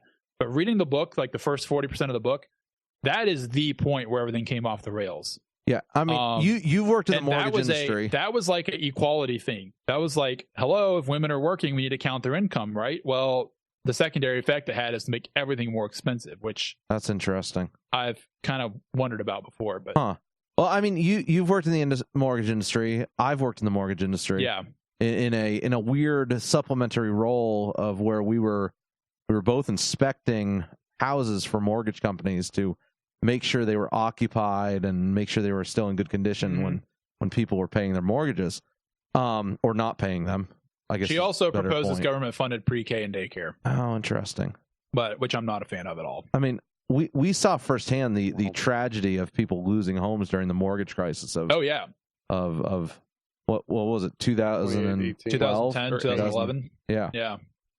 We saw that firsthand, and it's like a lot of these people were just normal middle class folks, but the houses were so expensive. Yes. And she did. Let me read you one more quote, and then I'll stop. She says, over the past 20 years, the number of families declaring bankruptcy in the wake of a serious illness has multiplied more than 20-fold, or 2,000%. And that is a number I absolutely believe. I don't have the actual number there. I apologize, but that's still, again, as a trend, that's pretty negative. So I guess my takeaway from reading this, even reading the first half of it, is things are worse than I thought, but I'm also not surprised by how bad things are. Yeah. And I texted you guys yesterday and I said, basically, do you think that the overall worsening conditions in our society and in America, in terms of how happy we are and how we struggle, do you think it's worse because we've abandoned some sort of traditional morality or values, or do you think that it's because there are bigger political and historical and even technological factors in play that are putting pressure on us and are thus forcing people who have to, or to abandon these traditional mode of living like single income? This book makes a very strong case that is kind of a combination of factors, right? Because back in the 70s, or early 80s, when the law was changed, there were way fewer women in the workforce. Right. Now there's a lot more. And, and it truly is a second order effect. Like, I'd have to go, I haven't done any research from that time period. Like, I don't know if anybody said, hey, if you put is this 2 incomes on a mortgage application, you're going to automatically start raising the price of houses by 60%, which is eventually what happened. Right. But it's like, and I'm not really a hardcore patriarchy guy, in that I think women should always stay home, barefoot, pregnant, et cetera, et cetera. It's a strong preference I have, but at the same time, it seems to be making everybody miserable. So, but again, do you blame people, or do you say, hey, are these larger problems that we have to deal with? And when you get into the weeds, and this is kind of a Tucker Carlson thing that I'm getting onto right now, you basically are stepping back a little bit from the traditional conservative personal responsibility, and you're saying, this may be a problem too big. Can the government help solve it? And that's a really scary place for me to be philosophically. Does that make sense? Yeah. Yes, you're scaring me. But with you that I hope you understand why I'm thinking this way. Well, so because every time I turn around, I feel like the problem is worse than I ever realized. It comes back to this whole thing of the government creates a problem and then has to turn around and fix it. But it's like it's like the First Amendment thing with the tech companies. I don't really want the government to step in and break up the tech companies, but I'm also afraid of what happens if they don't. But like with this situation with the tech companies, it's because the government has created the issue to begin with. Right. And I like, don't now. If the government doesn't will create say the issue, it's not going to be an issue. As far as Warren goes, initiating school vouchers, might actually be a liberating thing. Like, yes. That's not you're actually loosening control of the government and giving more power to the parents. So that, to me, philosophically, is a conservative thing to do. And there very well could be second order effects that I'm not aware of. And I would like to see if she believes the same thing now. I will try and find that out for next show. Next show. Let us know. If she's changed her mind on that, that'd be very interesting. And she actually does almost completely repudiate the book in the forward of the 2016 edition. See, that's because she what and I her figured. co-author, she and her co-author also wrote a personal finance book geared toward people who wanted to avoid the 2-income trap. In the forward of the 2016 edition, actually, give me a minute, because I'd actually like to read it to you verbatim. Hang on. Okay. This is a very interesting concept. Which? I just the whole thing. Because it's one of those things where it's like we have 2 incomes in our house. Right. Because quite frankly, we can't afford to be where we are at. And we're not by any means, like, schools are not an issue with us because we do homeschool our kids. Right. So that's not an issue. We're actually near family, and that's where we wanted to stay. How good a deal do you feel like you got on your house? Comparatively to being able to buy the same home in Georgia, we spent probably twice as much. Yeah. Right, but then again, you're in New York, you're in Jersey. Right, you're near the beach. Technically, we're in a shore town. Right, exactly. So, exactly. which hikes everything up. But it would be an interesting thing to be able to see if. How's the crabbing by you, by the way? Oh, it's amazing. Okay, continue. Sorry, it's amazing. Anyway, okay, we'll talk about that later. But to see that, what would have happened had we just stuck with traditional values on, letting women go into the workplace if they want to, but now it kind of feels like everybody's geared towards doing that. It's like you're expected to get a job, you're expected to do this, and then you have traditional stay-at-home moms are more or less like kind of looked down upon as being lesser. I don't know, not lesser people, but you know what I mean? Like it's looked down upon if you want to stay home with your family and then care for them. I'm sorry, I missed part of what you said. By whom? By what sort of people, or just in general? Just in general. So, and the people who can actually do that, it almost feels like that they're more of the, you either have to endure a hardship or you have to be extremely wealthy in some way to be able to afford to do that, to be able to keep out of the two incomes. Yeah. And that's just to be in, I would say, just middle class, period. Yeah. It's either if you want to stay in middle class, not even looking at schools, just period. If you want to stay in middle class, it's a lot harder to be able to do that on one income as opposed to two. Yeah. And then, that's my 2 cents. Okay, here we go. That. Here's the text. Let's hear it. She spends a lot of time talking about what happened between 2001 and 2016. And then she says, we welcome, which was quite a bit, actually. We welcome the reissue of the two income. And honestly, everything that happened between 2001 and 2016 validated what she wrote about. Like, no question. In terms of identifying the problem. We welcome the reissue of the two income trap because we see the original book as capturing a critical moment, we see the original book as capturing a critical moment, those last few minutes in which the explanation of why so many hardworking, play-by-the-rules people were in so much trouble was simple. It was their own fault. If only they would just pull up their socks, cinch their belts a little tighter, and stop buying so much stuff, they and our country would be just fine. The myth has died, and we say good riddance. And she actually does spend some time talking about the myth of basically you need pinch more pennies. The myth is dead. We're left with a sobering reality. The middle class is visibly faltering. Opportunities are drying up, and parents can no longer predict that their children will do better than they did.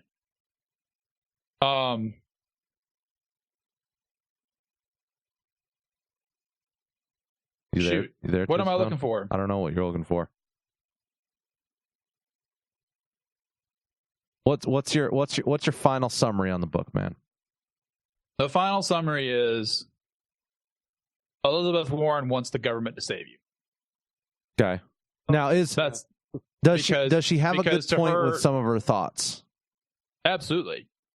But the solutions just aren't tenable. Yeah, it sounds like there's a lot of great observations. There's no limit on the expansion of government assistance and government in general.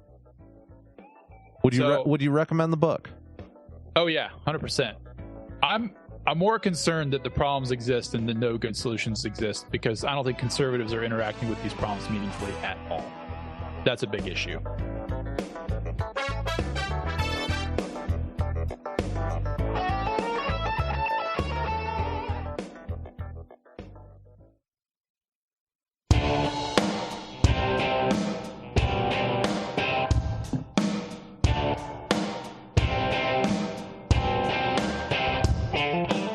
Entire first half, we got hit in the mouth and acted like somebody took our lunch money, and all we wanted to do was have pouty expressions on our face until somebody daubed our little tears off and made us feel better, and then then we'd go out there and try harder once our mommies told us we were okay.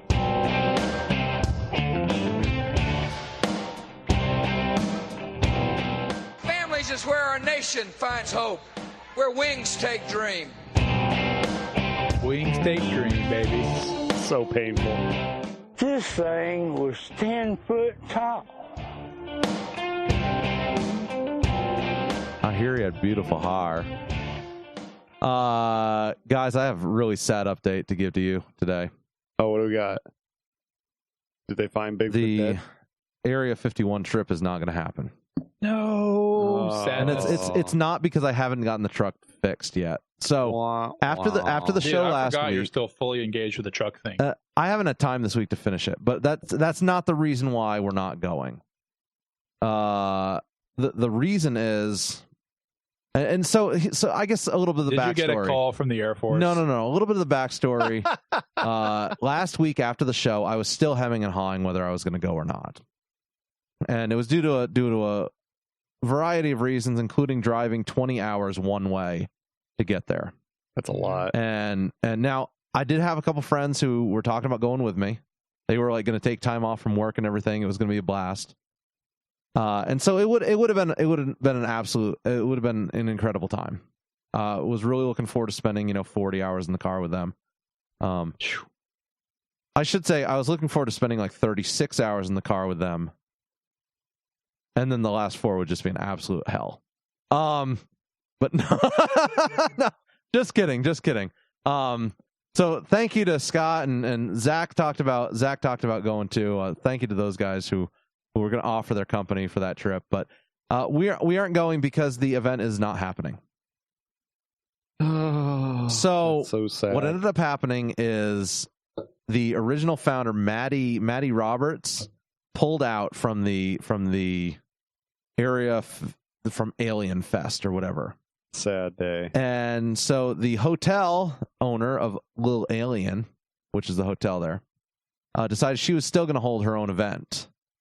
But they aren't predicting anyone to show up because, it's Rachel, Nevada, and there's nothing there. There ain't nothing there.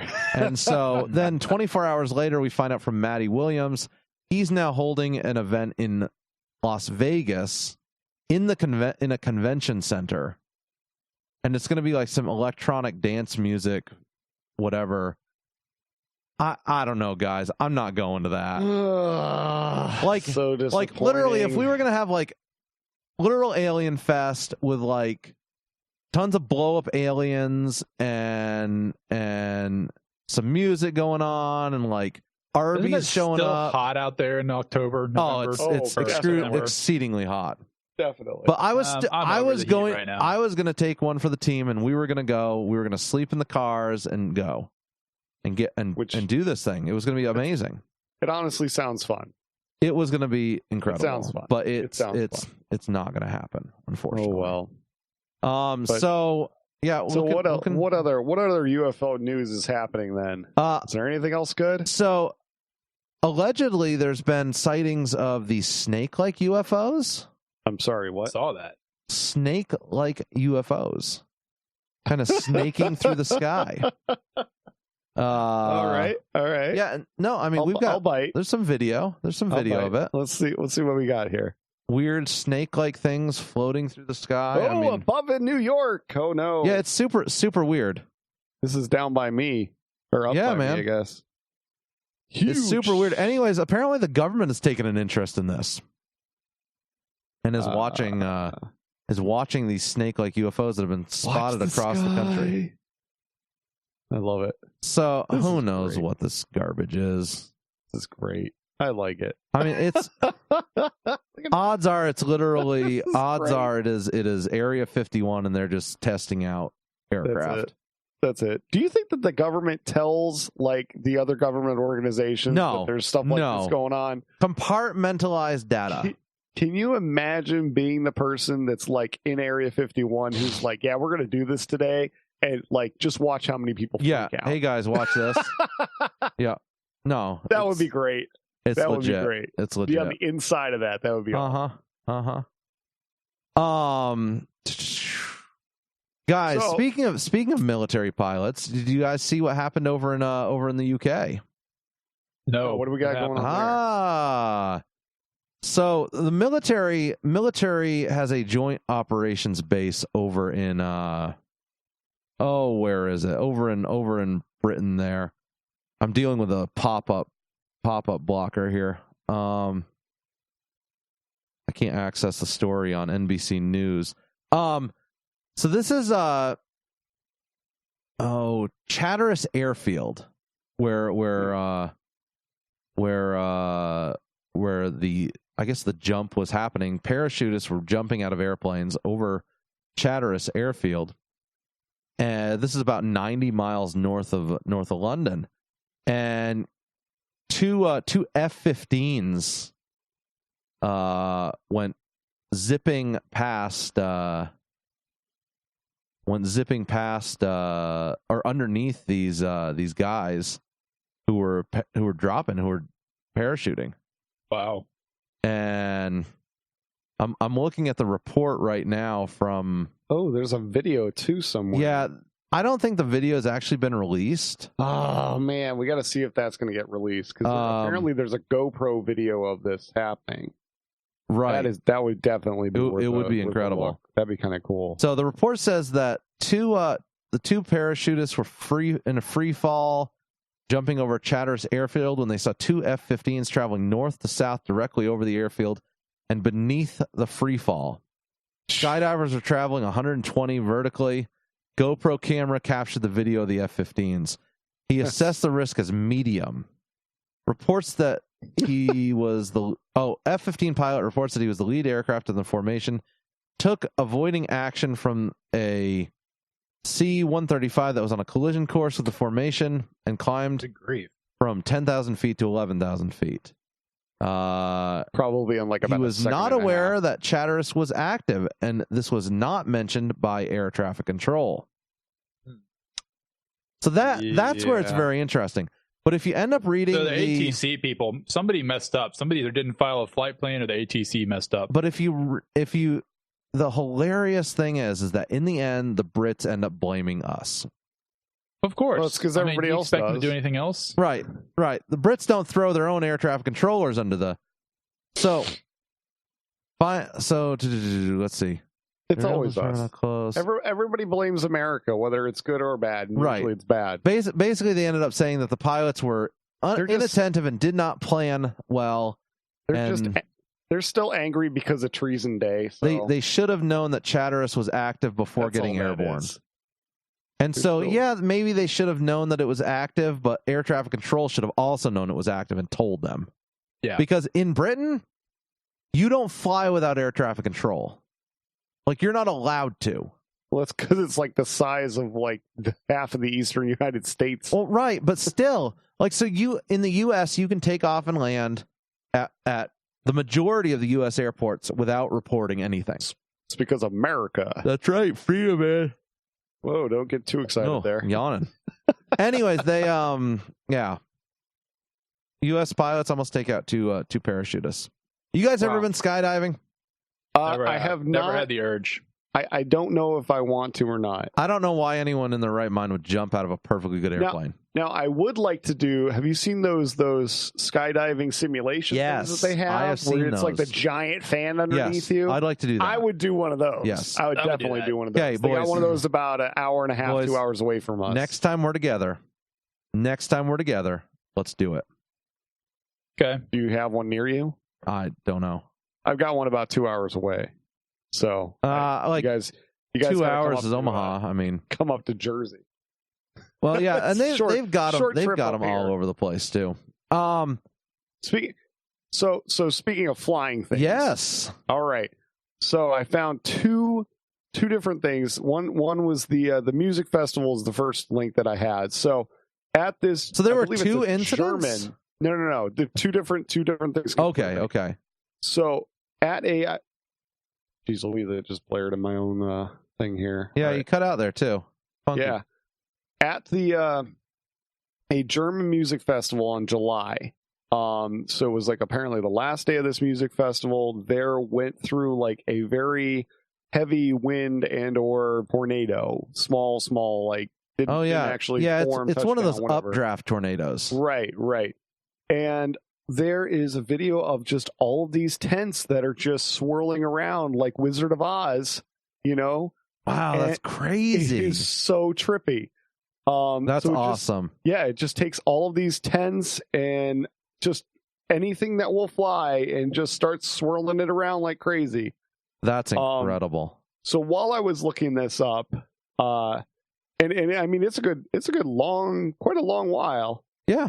Thankfully there weren't that many people that were injured. It was just mostly just a heavy wind, basically. But while I was looking this up, I found another video that happened a few years earlier at one of the Blue Angel shows.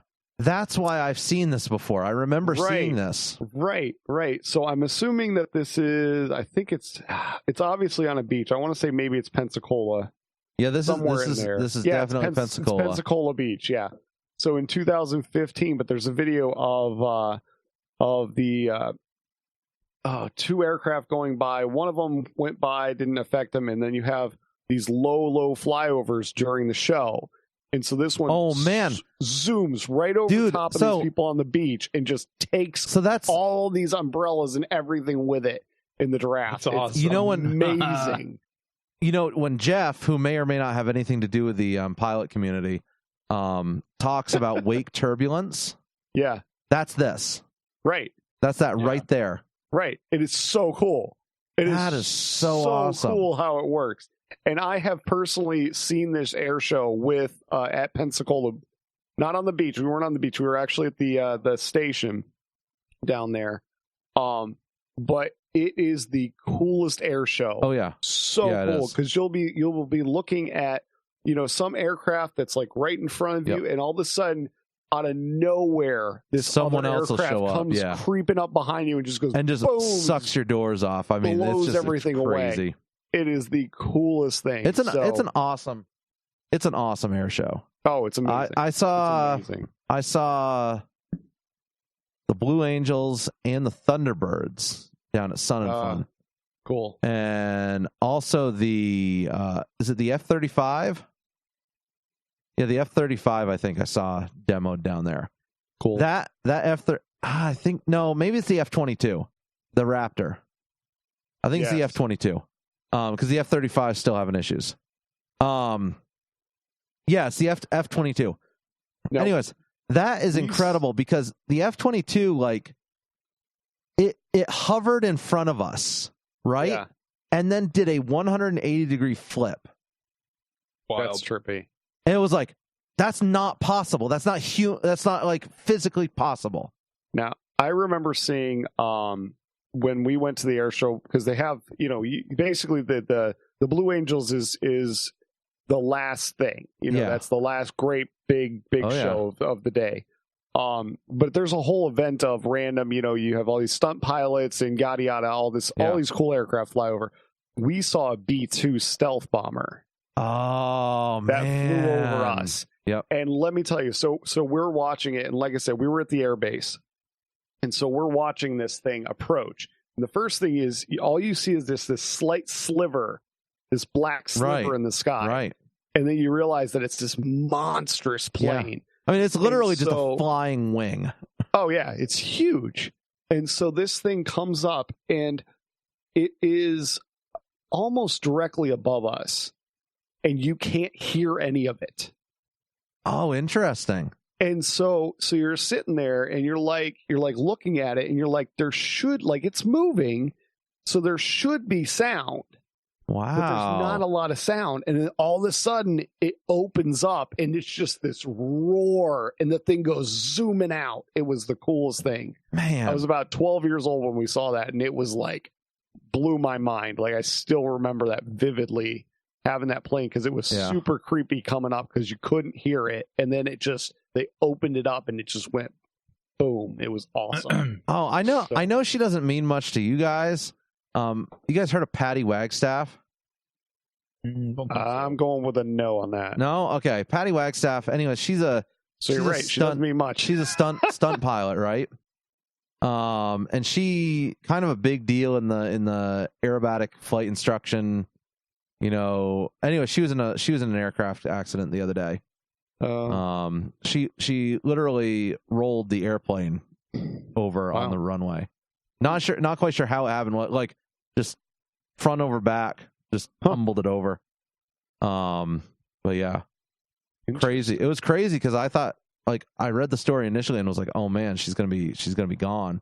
Yeah, she's gonna end up with what happened with that wing walker a couple of years ago. And no, she yeah. Ooh, that was crazy. Yeah, was that whole wing walker situation was a little weird, anyways. So the wing walker lady, she's flying on top of the wing of the airplane. Her ex-husband's piloting the aircraft and ends up making a calculated error and ends up flying into the ground. Which, yeah, bad idea. Yeah, I know. Really, okay. Really weird. On that happy note, yeah. So there we go. We started it with 9/11 and ended with death, airplanes, and y'all are killing me. This is terrible, guys. I'm literally. We brought it full circle, but it was not good. We have. How about we end with the Florida man who sprayed his neighbors with bug spray and then hit himself in the head with his nunchucks. Okay. Tell me that story. That'll help us end. All right. End so on a proper real quick, this dude got pissed off at his neighbors, because they were barbecuing or something like that, and so he goes out, sprays them with bug spray, and threatens them with a pair of nunchucks, and then proceeds to smack himself in the face with the pair of nunchucks. That's too funny. Thank you, Florida man. That's hilarious. There's a picture of him. There's a picture of him right there, and he got himself right in the forehead with a nunchuck. He sure did. Well done. So anyway, great job. Great job, Daytona. I like ending on that note. That's much better. That's a much better, much better note. www.thefrontporchshow.com. You can check us out there 24/7. Check out past shows there as well. You can listen to us on Spotify, iTunes, iHeartRadio, Google Podcasts, Google Play, and a variety of other places. What is that thing, Ozzy? I don't understand. So weird. So weird. We'll catch you next time, folks. Bye-bye. Bye-bye.